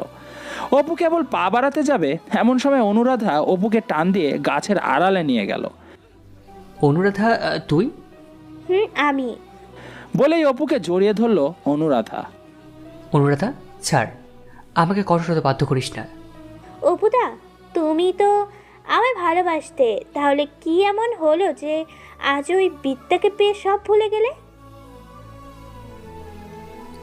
ভালোবাসি বলে এই না যে তোর সাথে নোংরামিতে লিপ্ত হতে হবে। আমাকে আগেও যেমন দেখেছিস, এখন ঠিক তেমনটাই দেখবি। বলেই অপু অনুরাধার কাছ থেকে নিজেকে ছাড়িয়ে নিল। কিন্তু অনুরাধা আজ প্ল্যান করেই মাঠে নেমেছে। হয় আজ সবাইকে জানিয়ে ছাড়বে, না হয় অপুকে আপন করে নিবে। আমাকে ব্ল্যাকমেল করছিস? ব্ল্যাকমেল করব কেন? তোমার থেকে জাস্ট ভালোবাসা আদায় করতে চাই। এখন ডিসিশন নাও, তুমি কি চাও? অপু এভাবে ফেসে যাবে সেটা কল্পনায়ও আনেনি। তোর যা ইচ্ছা তাই কর, আমাকে কোনো কিছুতে ভয় নামক ছলনার আশ্রয় নিয়ে আটকাতে পারবি না। অপু বিদ্যাকে খোঁজার জন্য সেখানতে পা বাড়ালো। দেখো আমি বলেই অনুরাধা ও শাড়ির আঁচল বুক থেকে খুলেই অপুকে জড়িয়ে ধরল। দেখো এখন আমি কি কি করি। দূর থেকে বৃন্দা অনুরাধার সব কাজ দেখছিল। এবার বৃন্দা বিদ্যা নামক অবয়বকে বলল, মা, ওই নারী তোমার প্রিয় জিনিস তোমার কাছ থেকে কেড়ে নিতে চাচ্ছে। তাকে শায়েস্তা করে আসো তো। অপু দাদা কি আমি চেনে মা? ওটা তো দিদির খেলার সাথী। ও তোমারও খেলার সাথী। দিদি আর তুমি বলতে আলাদা কিছু নেই। আজই তোমার দাদা তোমার সাথে খেলা করবে, কথা বলবে, আদর করবে। যাও, ঝটপট করে কাজ করে এখানে চলে আসো তো মা। ঠিক আছে মা। বলেই মায়ের কথা শুনে বিদ্যার দ্বিতীয় সত্তা অবয়বটি এক দৌড়ে গিয়ে ওর হাতটা লম্বা করেই পিছনতে অনুরাধার চুল ধরেই অপুর সামনে টেনে হিচড়ে কাদায় ছুঁড়ে ফেললো। অপু নিজেও চমকে উঠল। অনুরাধাকে কেউ যেন টেনে হিচড়ে নিয়ে যাচ্ছে, কিন্তু তাকে দেখতে পাচ্ছে না। অনুরাধাকে কাদার ভিতরে পা ধরে হিচড়ে নিয়ে গেল উঠানে। অনুরাধার চিৎকারে বাসার সবাই এসে দেখে ওর শরীরে শাড়ি নেই। মালতী দৌড়ে একটা কাপড় নিয়ে এসে অনুরাধাকে ঢেকে দিল। বাসায় হইচই বেঁধে গেল। অনুরাধাকে দেখার মতো ছিল, পুরো শরীরে কাদায় মাখামাখি। অনুরাধা নিজেও বুঝতে পারছে না ওর সাথে এতক্ষণ ধরে এসব কি হলো। শেষে অঞ্জনা আর মালতী মিলে ধীরে সুস্থে ওকে তুলে রুমে নিয়ে গেল। মালতী কাঁদছে আর অনুরাধার শরীর মুছে দিচ্ছে। মালতী কাঁদতে কাঁদতে বলল, কি হয়েছিল তোর? অনুরাধা থরথর করে কাঁপতে কাঁপতে সব কিছু খুলে বলল ওর মাকে। এবার মালতী খেপে গিয়ে অনুরাধাকে একটা ধমক দিয়ে বলল, তুই আবার অপুর পিছে লেগেছিস? বিদ্যা বেঁচে থাকতে তুই অপুর গায়ে হাত দিতে পারবি না। আমি যা দেখেছি তা যদি তুই দেখতি তাহলে আর অপু অপু করতিস না। তোর মুখে যেন অপুর নাম আর শুনতে না পাই।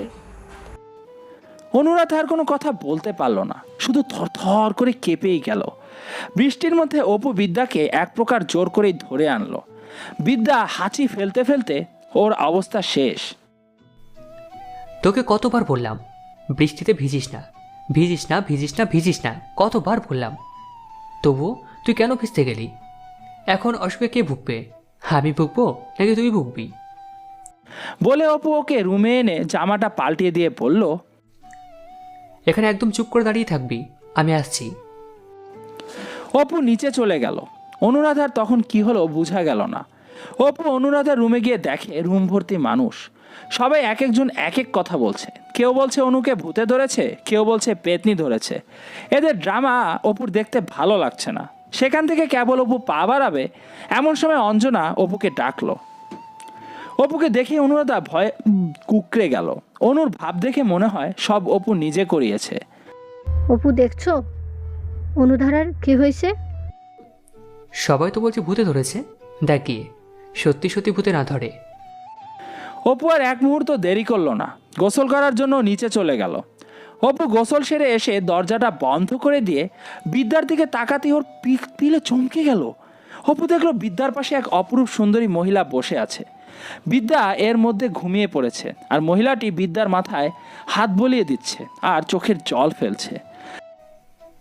এই আপনি কে? বলেই দৌড়ে আসতেই মহিলাটি ওর লম্বা চুলের বেনি দিয়ে অপুকে পেঁচিয়ে ফেলল। তারপর মুখে আঙ্গুল পুড়ে বলল, চুপ, আমার মেয়ে জেগে যাবে। অপু এবার নিজেকে সংযত করে আস্তে আস্তে বলে উঠল, আপনি কে বলেন তো? দেখে তো মনে হচ্ছে না আপনি সাধারণ কোনো মানুষ। আমি এবং বিদ্যা দুজনই অসাধারণ।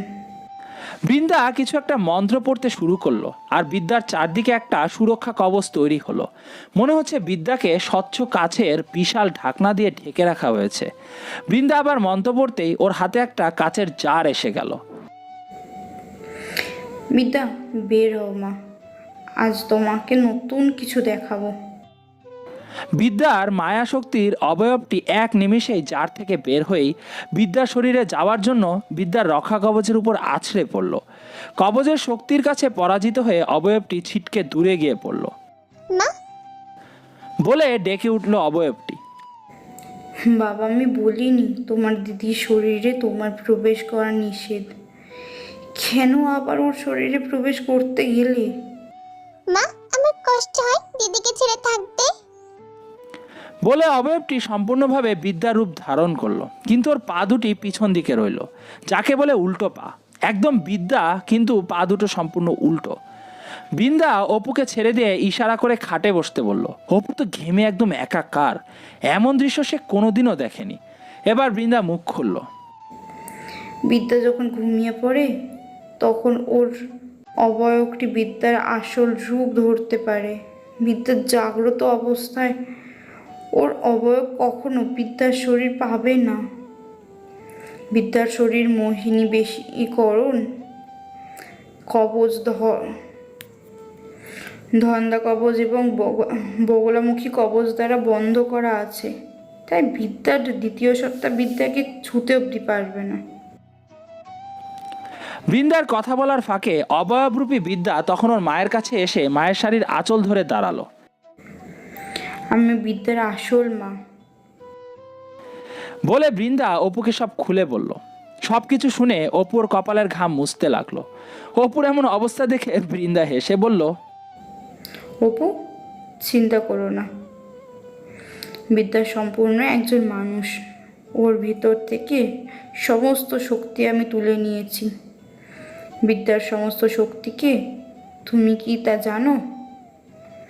তোমার সামনে যে বিদ্যা দাঁড়িয়ে আছে সেই বিদ্যার আসল শক্তি। বিদ্যা ওর মায়ের হাত ছেড়ে দিয়ে উল্টো পায়েই পুরো রুম হাঁটতে লাগলো। বৃন্দা অপুর সমস্ত প্রশ্নের জবাব দিচ্ছে। এমন সময় বিদ্যা গিয়ে রুমের এক কোণ থেকে একটা মহিলাকে টেনে হিঁচড়ে বের করে আনলো। মা, এ আমাদের খাবার। আজ আমি খাবার সংগ্রহ করেছি। কি মজা, আমি আজ খাবার সংগ্রহ করেছি। বিদ্যার মা মহিলাকে দেখে চুপ হয়ে গেল। এটা আর কেউ না, অপুর বাবা। বিদ্যাকে যার নামে বলি দিতে চেয়েছে এ সেই লালপ্রভা নারী, যার পুরো শরীর রক্তের মতো টকটকে লাল। এই, তুই আমায় ছাড়বি? ছাড় বলছি। এতটুকু মেয়ের সাহস কি করে হলো লালপ্রভার গায়ে হাত দেওয়ার? না, ছাড়বো না। আজ আমি প্রথম মা আর আমার জন্য আহার খুঁজে পেয়েছি, আর তুই বলছিস আমি তোকে ছেড়ে দেব? বিদ্যা আমার মেয়ে, তাকে ছেড়ে দাও। আমরা সবাইকে ভালো হওয়ার একটা সুযোগ দিই। তুইও ভালো হয়ে যা, আর অপু আর ওর পরিবারকে মুক্তি দিয়ে নিজের পথ ধর।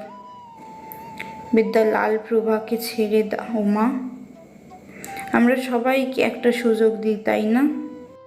না মা, এই দিদিকে খুব অত্যাচার করে। একে খেয়ে সব সমস্যার সমাধান। আজ তোকে খেয়েই ছাড়বো। এমন সময় লালপ্রভা ওর রূপ সাপে পরিণত করেই বিদ্যারূপী অবয়বকে শূন্যে তুলে ফ্লোরে একটা আছাড় মারতেই বৃন্দার বৃদ্ধ আঙুল থেকে কালো ধোঁয়া গিয়ে বিদ্যাকে ধরল। আর বৃন্দার লম্বা চুল গিয়ে লালপ্রভার পুরো শরীর পেঁচিয়ে শূন্যতে তুলে ধরেই একটা জোরে চিৎকার দিয়ে বলে উঠল, তুই আমার বাচ্চা, এই বৃন্দার বাচ্চাকে হত্যা করবি, আর আমি বেঁচে থাকতে তুই সফল হবি? সেটা কি করে ভাবলি লালপ্রভা? তোকে সুযোগ দিব, কিন্তু অন্যভাবে। বৃন্দা লালপ্রভার দুপা ওর মায়া শক্তি দিয়ে কেটে ফেলে। লালপ্রভা যন্ত্রণায়, লজ্জা, অপমানে সেখান থেকে অদৃশ্য হয়ে চলে যায়। এমন ভয়ানক দৃশ্য দেখে অপুর ভীষণ ভয় পেয়ে গেল। এরা মা মেয়ে অপুকে একের পর এক ভেলকি দেখিয়ে চলছে। বৃন্দা অপুকে অনেক অজানা তথ্য জানিয়ে বিদ্যার দ্বিতীয় সত্তাকে নিয়ে অদৃশ্য হয়ে চলে যেতেই বিদ্যার উপর থেকে সেই কাচের কবচটি ভ্যানিশ হয়ে গেল। কিন্তু বিদ্যা ঘুম থেকে আর জাগলো না। বিদ্যা আর জাগবেও না, কারণ বিদ্যা জেগে উঠলে বৃন্দা অবয়বরূপী বিদ্যাকে দিয়ে কোনো শক্তিশালী কাজই করতে পারবে না।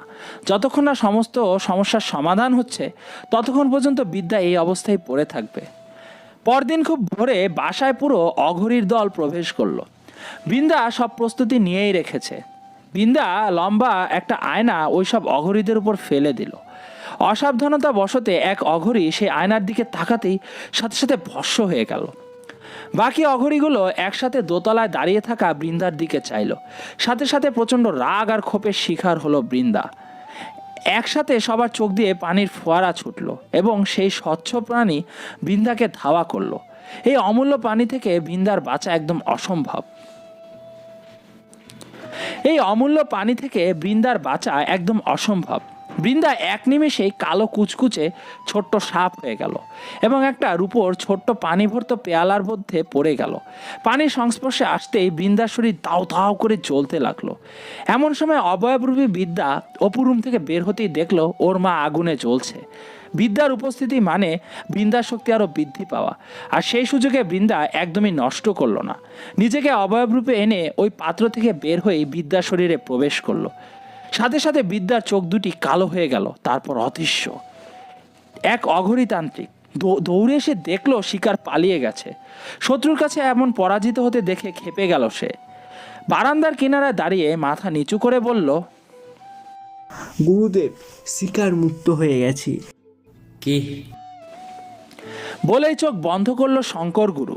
16 বছর তপস্যা করে আজ সে সফল হয়েছে, তাই এতগুলো অঘরীর গরু হতে পেরেছে সে। একটা সামান্য পিশাচ তাকে পরাজিত করলো। শঙ্কর গুরু চোখ খুলে বলল, অনেক সময় আছে, তাই ভেবো না। বাসার সবাই ব্যস্ত হয়ে গেল তাদের আপ্যায়ন করার জন্য। সব পুরুষ মানুষ তাদের সেবা যত্ন করলো। ওদের সামনে নারীদের প্রবেশ করা নিষিদ্ধ, এমনকি বিপরীত লিঙ্গের চিত্রকর্ম দেখাও নিষিদ্ধ, ওদের আয়না দেখাও নিষিদ্ধ। তাই বৃন্দা আয়না বিদ্যা প্রয়োগ করেছে। প্রথম চালে এক শত্রু খতম। এটা বৃন্দার জন্য একটা প্লাস পয়েন্টই বলা যায়। অঘরীদের প্রধান খাদ্য পচা গলা মৃতদেহের মাংস, শ্মশানে মানুষের পোড়া দেহের অবশিষ্ট মাংস। তবে তারা দুর্ঘটনার শিকার মৃতদেহের মাংস ভক্ষণ করে না, যেমন সাপে কাটা লাশ, ডায়রিয়ায় মরা লাশ। তবে এরা মাথার ঘিলুটা ভক্ষণ করে থাকে। তারা মানুষের মাথার খুলিতে করে খাবার খেয়ে থাকে। তাদের এসব নোংরামি জীবন ধারণের জন্য তারা আজ সমাজচ্যুত। একজন ভক্ত একটা ফুলের মালা এনে শঙ্কর গুরুকে পরাতে যাবে, এমন সময় শঙ্কর হাত দিয়ে বাধা দিয়ে বলল, নিষ্কামতান্ত্রিক, তাই লোকে আমায় ফুলের মালা দিলে সেটা আমার কাছে জুতোর মালার সমতুল্য, আর জুতোর মালা গলায় দিলে ফুলের মালার মানতে হবে। আমার কাছে পদ্ম ফুল আর দোতরা ফুল একই, তাই এসব জিনিস আমাকে দেশ না। রঘুনাথ ইশারা করে ওই লোকটিকে চলে যেতে বলল। বৃন্দা চিলেকোটার অন্ধকার রুমে এসে বসে পড়ল। সাথে বৃদ্ধার অবয়ব চলে আসলো। বৃন্দা কষ্টে কাতরাচ্ছে। মা, তোমার কি হয়েছে? বৃন্দা অনেক কষ্টে মুখে হাসি টেনে বলল, আমার কিছু হয়নি বাবা। আজ আমাদের কিন্তু অনেক বড় কঠিন কাজ করতে হবে, মনে আছে তোমার? হ্যাঁ মা, মনে আছে তো। তোমার বিদ্যা দিদির সুরক্ষার জন্য আমার অনেক শক্তি নষ্ট হয়ে গেছে, তাই তোমাকে সবকিছু করতে হবে কিন্তু। জি মা। তাহলে এক্ষুনি চলো। বলে বৃন্দা ওকে নিয়ে অজানা পথে চলে গেল। পুরোটা দিন আর রুম থেকে বের হলো না অপু। খাবার অবধি খায়নি। ঘুম থেকে কি হতে চলেছে অপু কিছুই বুঝতে পারছে না। সবাই অঘরীদের সেবায় ব্যস্ত আছে, তাই অপুর খোঁজ নেওয়ার মতো কেউ নেই। একদিক থেকে অপুর জন্য ভালোই হলো। বিদ্যার মায়ের সাথে পরিচয় হয়ে অপুর মনটা হালকা হয়ে গেছে। এতদিন জানতো শুধু অপুই বিদ্যার ভালো চায়, কিন্তু বিদ্যাকে রক্ষা করার জন্য স্বয়ং ওর মা নিজেই উপস্থিত আছে। এখন আর বিদ্যাকে নিয়ে খুব একটা ভয় হচ্ছে না অপুর। সন্ধ্যার একটু আগে পুরো গ্রামে রটে গেল 17 জন জুয়ান ছেলে মেয়ে মারা গেছে।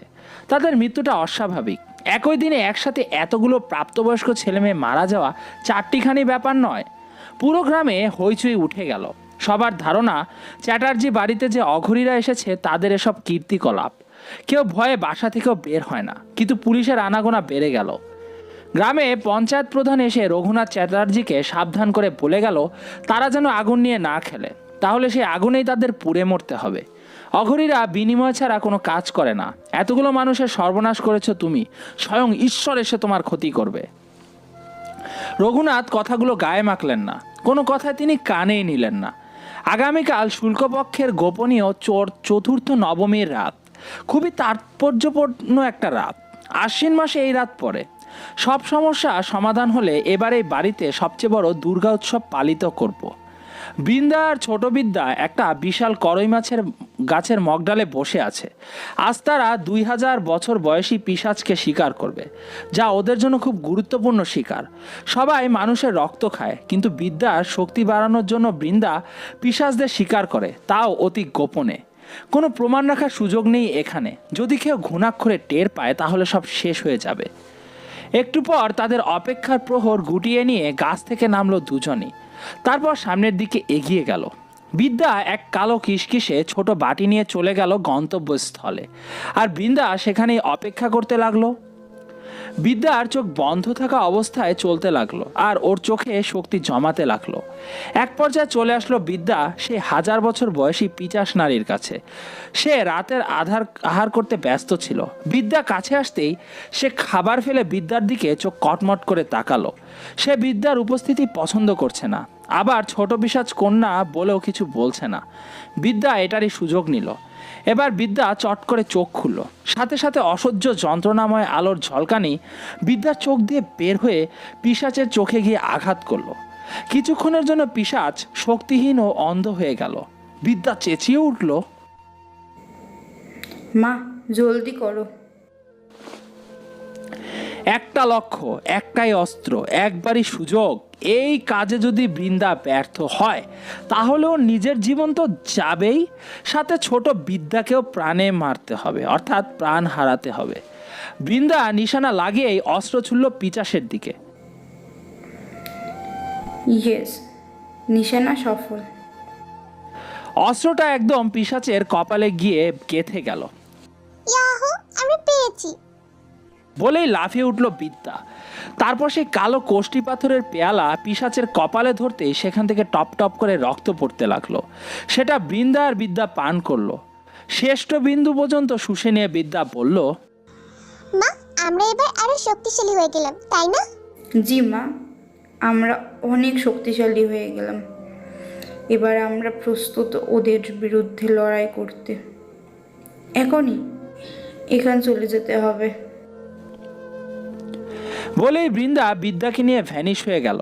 আর পিশাচের শরীর সেটা তো হাওয়ায় মিলিয়ে গেল। অপুদের বাসার পিছনে বড় বাঁশঝাড়ের কিছু জায়গা পরিষ্কার করা হয়েছে যজ্ঞের জন্য। পুরো জায়গা একরকম ভুতুরে পরিবেশ।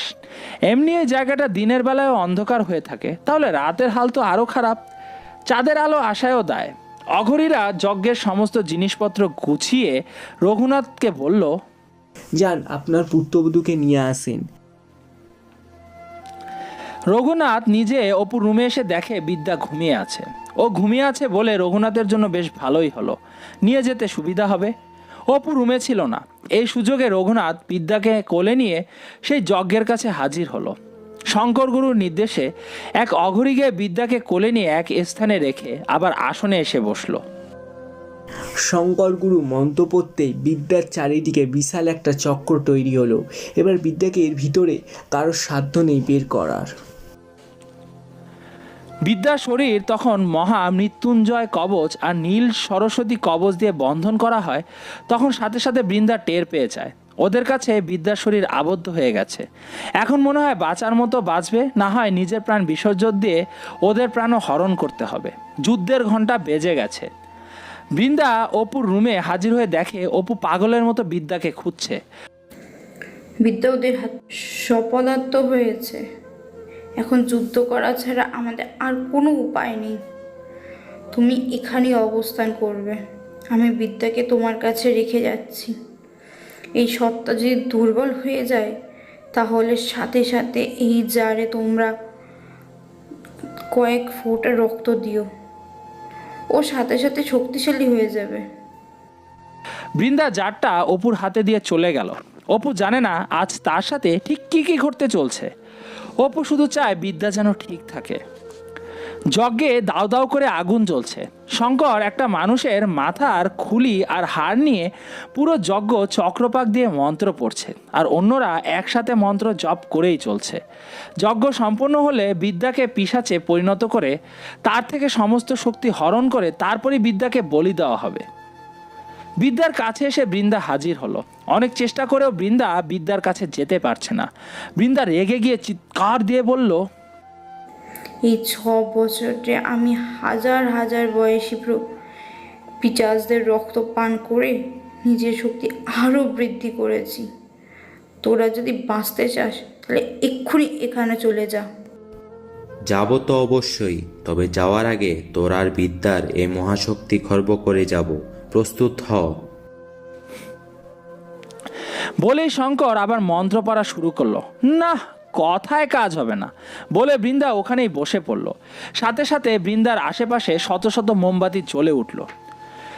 তন্ত্রবিদ্যায় সাধারণত 2টি মার্গ থাকে, দক্ষিণ মার্গ ও বাম মার্গ। অঘরীরা যেহেতু কালো জাদুকর, তাই তারা বাম মার্গ অর্থাৎ মানুষের মৃত্যুর জন্য দায়ী কিছু জিনিসপত্র, যেমন শ্মশানে পড়ে থাকা বস্তু, কাপড়, মৃতদেহ ইত্যাদির সাহায্যে কালো জাদু সম্প্রদান করে থাকে। বাকি রইল দক্ষিণ মার্গ। এটা সাধারণত পূজা, যজ্ঞ, প্রার্থনা, সঙ্গীত দ্বারা করা হয়। বৃন্দা একজন পিশাচ। তাই তার বাম যার মন্ত্র দিয়ে ওদের আঘাত করা উচিত, কিন্তু ওদের বিপরীতে চাল দিতে হবে বলেই বৃন্দা দক্ষিণ মার্গ অবলম্বন করে একের পর এক মন্ত্র পড়তে শুরু করে। তারপর সামনে সমস্ত অঘরীর উদ্দেশ্যে একটা ফু দিতেই সেই ফু আগুনের গোলকের ন্যায় অঘরীদের আঘাত করে। এতে শঙ্কর ব্যতীত সব অঘরীরা পুড়ে ভস্ম হয়ে যায়। শঙ্কর খিটখিট করে হা হা হা হা হা হা করে হেসে উঠল। আমি যা পরিকল্পনা করেছি তাই তুই করেছিস। আমি জানতাম তুই একজন শক্তিশালী পিশাচ, তোর সাথে পেরে ওঠা কঠিন, তাই ওদের আত্মার শক্তির আমার খুব প্রয়োজন ছিল। এবার আমায় কে আটকায়, দেখ কি করি বলে বৃন্দার দিকে ওর মরণাস্ত্র নিক্ষেপ করলো। বৃন্দার কপালে গিয়ে সেটা আঘাত করতেই বৃন্দা মাটিতে লুটিয়ে পড়লো। বৃন্দা আস্তে আস্তে মৃত্যুর দিকে ঢলে পড়ছে। এদিকে রুমের ভিতর অপু ফ্লোরে বসে আছে বিদ্যার অবয়বের জান নিয়ে। অপু লক্ষ্য করলো বিদ্যা হাঁপিয়ে চলছে আর ছটফট করছে। অপু বুঝতে পারলো হিতে বিপরীত হয়ে যাচ্ছে। অপু ওর নিজের হাতটা কেটে ফেললো, হাত দিয়ে ছুঁয়ে ছুঁয়ে রক্ত পড়া শুরু করলো। অপু কেবল সেই রক্ত বিদ্যাকে দিতে যাবে, এমন সময় লালপ্রভা কোথা থেকে যেন এসে অপুর পা ধরে টেনে অপুকে দূরে ছুঁড়ে ফেলে।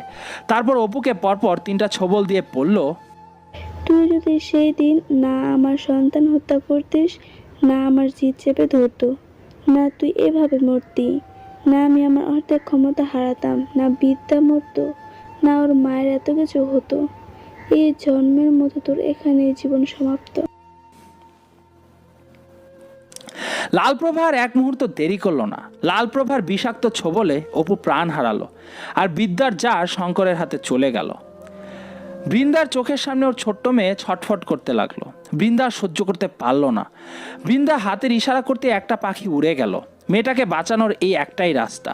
বৃন্দার শরীরে আগুন ধরে যায় আর ও পুরে ভস্ম হয়ে গেল। আর ও শক্তি শঙ্কর হরণ করে নেয়। এবার বিদ্যার পালা, কিন্তু তার আগে তাকে সোমলতার রস পালন করতে হবে। সোমলতার রস যা দেখতে একদম দুধের মতো। শঙ্কর কেবল সোমলতার রস পান করবে, এমন সময় সেখানে হাজির হলো এক জুব্বা পরিহিত উজ্জ্বল চেহারার জিন, যার চোখ মুখ দেখা যায় না, শুধু চেহারা থেকে নূরের আলো ঠিকরে পড়ছে। জিনটির নাম গালিব ইবনে জব্বার। গালিব ওখানে হাজির হতেই ওখানকার পিছনে শত শত মুমিন জিন এসে দাঁড়ালো। গালিব সবাইকে নির্দেশ দিল পবিত্র আল কোরআনের বিভিন্ন আয়াত দ্বারা এসব সমস্ত ব্যান কেটে দাও, আগে মেয়েটাকে বাঁচাতে হবে, তার মায়ের শেষ ইচ্ছা সফল করতেই হবে। শঙ্কর বিপদ উপস্থিতির টের পেয়ে জলদি সমরস পান করেই বিদ্যা শরীরে তার দ্বিতীয় সত্তার চালান করে দিল। বিদ্যার সাথে সাথে ও শীত ঘুম থেকে বের হয়ে এলো। বিদ্যার জ্ঞান ফিরতেই ও চোখ খুলল আর ওর পা দুটো উল্টো দিকে ফিরে গেল। একদম শক্তিশালী ছোট্ট পিশাচ কন্যাতে পরিণত হলো বিদ্যা। এখন জলদি শয়তানের উদ্দেশ্যতে বিদ্যাকে বলি দিতে পারলেই শঙ্করের সাফল্য লাভ হবে।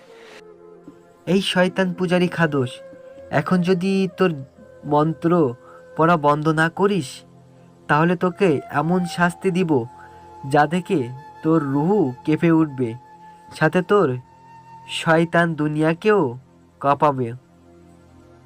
গালিবের এমন হুঙ্কার শুনে শঙ্কর মন্ত্র পড়া থামিয়ে দিয়ে বলল, হে মুসলিম জিন জগতের অধিপুরুষ, আমার কাজে আপনি বাধা দিতে আসলে আপনাকে এখানেই পুঁতে ফেলব। আপনার লাশের জানাজার ভাগ্য হবে না, তাই আমার পথ থেকে সরে দাঁড়ান। এই গ্রামে নিরাপদ 17 জন নরনারীকে হত্যা করেছিস, এই অসহায় নারীকে হত্যা করেছিস এবং তার নিষ্পাপ সন্তানকেও হত্যা করার চেষ্টা করেছিস। আমার পবিত্র কোরআন সাক্ষ্য দেয়, বিনা অপরাধে একটা মানুষকে যে হত্যা করে সে যেন পুরো পৃথিবীর মানুষকেও হত্যা করলো। আমি তোকে সাজা দেওয়ার ক্ষমতা রাখি না, কিন্তু আমার প্রভু নিশ্চয়ই তোকে কঠিন থেকে কঠিনতর সাজা দেওয়ার ক্ষমতা রাখে। সবচেয়ে কঠিন সাজা দিতে আমার প্রভু তোকে উত্তম আর এই পৃথিবীতে আনছে। গালিব এক নারী জিনকে আহ্বান করে বলল, তেহেরা, তুমি এই শিশুকন্যার পা সোজা করে চেপে ধরো, বাকিটা আল্লাহ সুবহানাহু ওয়া তাআলার রহমতে আমি সমাধান করছি। গালিবের কথা অনুযায়ী তাহেরা গিয়ে বিদ্যাকে ওর মায়া বলে আবদ্ধ করেই ওর পা দুটো সোজা করে চেপে ধরল। এতে বিদ্যা এমন গগনবিদারী চিৎকার দিল, যার চিৎকার এই অন্ধকার রাতেও বহু দূর পর্যন্ত শোনা গেল। গালিব একটা শুকনো হাসি দিয়ে বলল, শঙ্কর, আমি কেন তোর সাথে লড়াই করব? লড়াই করবে তো আল্লাহ প্রদত্ত সেই শ্রেষ্ঠ ও পবিত্র বাণী, যা তিনি উপহার হিসাবে তার বান্দাদের দিয়েছে। আমি সেই পবিত্র বাণী দিয়ে তোকে আর তোর শয়তান দুনিয়াকে আঘাত করব। হে আমার প্রিয় মুমিন জিন ভ্রাতাগণ, তোমরা প্রস্তুত তো? হ্যাঁ, আমরা প্রস্তুত। আমরা শয়তানের বিরুদ্ধে জিহাদ করতে প্রস্তুত। তাহলে দেরি কেন? আল্লাহু আকবার বলে শুরু করো। শত শত জিন যে যেখানে ছিল সেখান থেকে আল্লাহু আকবার বলে মধুর কণ্ঠে আজান দিতে শুরু করলো। হ্যাঁ আমার বন্ধুগণ, এই শয়তান ধ্বংস না পর্যন্ত তোমার আজান বন্ধ করো না। বলে গালিব পবিত্র জমজম পানি শঙ্করের উপর নিক্ষেপ করলো। শঙ্করও থেমে নেই। ও সমস্ত শক্তিকে আহ্বান করে ও একবার হাতির রূপ ধরে, আবার বিশাল সাপের রূপ ধরে ছোবল মারতে আসে। কখনো বা বিকট চেহারায় গালিবকে ওর পায়ের নিচে পিষ্ট করতে চায়, কিন্তু কোনো কিছুতেই কিছু হয় না। আজানের শব্দে শঙ্করের শরীরের চামড়া খসে পড়ে, তারপর মাংস, তারপর হাড়, এভাবে সব ঝলসে পড়ে সেখানে আগুন জ্বলে যায়। এক কালো অধ্যায় শেষ হয়ে গেল। হে জাতি নিরাপদ শিশু ও নারীর উপর অত্যাচার করে, সে জাতির ধ্বংস অনিবার্য। ওরা সবাই বিদ্যাকে রেখেই ওখান থেকে চলে যায়। খানিক পরে রঘুনাথ সহ ওর দুই ভাই এসে দেখে সেখানে পুজোর সামগ্রী আর বিদ্যা ছাড়া কেউ নেই। বিদ্যার পা দিয়ে রক্ত ঝরছে। বিদ্যার কোনো সেন্স নেই। রমেশ গিয়ে বিদ্যাকে কোলে তুলেই বলল, দাদা, তোমার সিদ্ধান্ত নেওয়াটা মনে হয় ভুল ছিল। জানি না এর খেসারত আমাদের কি দিয়ে দিতে হবে। এমন সময় বাসা থেকে চিৎকার চেঁচামেচির শব্দ আসে। রঘুনাথ সহ সবাই দৌড়ে বাসায় গিয়ে দেখে অঞ্জনা অপুর লাশ নিয়ে চিৎকার করে বিলাপ করে কাঁদছে। রঘুনাথ ধপ করে মাটিতে পড়ে গেল। যার জন্য এত কিছু খরা, সেই তাদের ছেড়ে চলে গেল। পুরো বাসায় শোকের মাতাম চলতে লাগলো। শেষ রক্ষাও আর করা গেল না। ঈশ্বর আমায় শাস্তি দিয়েছেন, ঈশ্বর আমায় শাস্তি দিয়েছেন বলে মাথা চাপড়াতে লাগলো রঘুনাথ। তারপর সেন্সলেস হয়ে পড়ে যায় রঘুনাথ। একই দিন আর রাত মিলে মোট 19 জনের জীবন গেল শুধুমাত্র রঘুনাথের ভুল সিদ্ধান্ত নেওয়ার জন্য। 3 দিন পর, আজ বিদ্যার জ্ঞান ফিরেছে 3 দিন পরে। পাশে অঞ্জনা সহ রঘুনাথ বসে আছে। ডাক্তারবাবু বিদ্যাকে চেক আপ করে বলল, সমস্যা হওয়ার কথা নয়, যদিও আমাকে একবার খবর দিবেন। ডাক্তার চলে যেতেই অঞ্জনা বিদ্যাকে তুলে বলল, কিছু খাবি বিদ্যা? অপু দাদা কই? এবার অঞ্জনা ঢুকরে কেঁদে সেখান থেকে বের হয়ে গেল। রঘুনাথ বিদ্যাকে কাছে টেনে বলল, তোর দাদা নেই বিদ্যা, সে বিদেশ গেছে। এই বললেই হলো? দাদা আমাকে ছেড়ে কোথাও যাবে না। দাদা কই? হাঁটতে গিয়ে থপ করে পড়ে গেল। সেখান থেকে কষ্ট করে উঠেই আবার দৌড় দিল অপুকে খুঁজতে। পুরো রুম, সাবার রুম, পুরো বাসা সহ বাহিরের রাস্তা পর্যন্ত, বিজয়দের বাসাও খুঁজতে পর্যন্ত বাদ দিল না, কিন্তু কোথাও অপুকে খুঁজে পেল না। ছোট্ট বিদ্যার বুকের ভিতর ধক ধক করতে লাগলো। এবার বিদ্যা অঞ্জনার কাছে গিয়ে অঞ্জনার আঁচল ধরে বলল, ও জেঠি, আমার দাদাকে কোথায় লুকিয়ে রাখছো? আমি আর তোমাদের জ্বালাতন করব না, তবুও আমার দাদাকে বের করে দাও। অঞ্জনা শুধু কেঁদেই চলেছে, কিন্তু কিছু বলতে পারছে না। শেষে ওখান থেকে হাঁপাতে হাঁপাতে অনুরাধার কাছে গিয়ে বলে, অনু দিদি, তুমি জানো আমার দাদা কোথায়? তুমি দাদাকে লুকিয়ে রেখেছো, তাই না? কেউ কোনো কথা বলে না, শুধু কেঁদেই চলে সবাই। বিদ্যা এবার রেগে গিয়ে উঠানে দাঁড়িয়ে দাদা দাদা বলে চিৎকার দিতে লাগলো, কিন্তু ওর দাদা কিন্তু আর আসে না। কাঁদতে কাঁদতে বিদ্যার গলা ভেঙে গেল। যার জন্য এতদিন বিদ্যা এই বাসায় ছিল, আজ সেই নেই। বিদ্যা যে জানে না তার অপু দাদার এই পৃথিবীতেই নেই। তাকে 2 দিন আগে কবর দেওয়া হয়েছে। সাপে কাটা রোগী বলে তাকে আর পোড়ানো হয়নি। বিদ্যা স্মৃতি সিতুন মুছে দেওয়া হলো, শাখা খুলে নেওয়া হলো।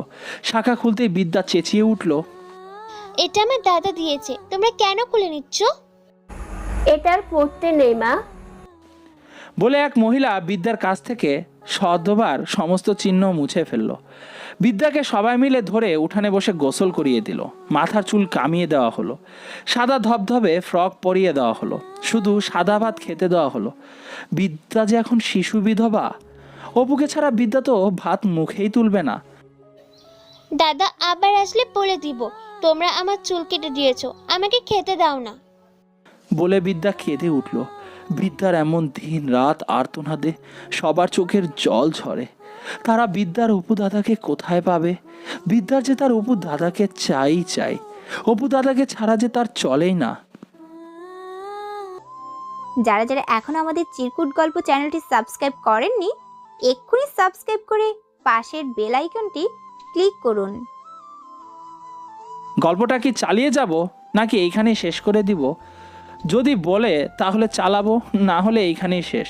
আর সবাই বেশি বেশি শেয়ার করবেন। ধন্যবাদ সবাইকে।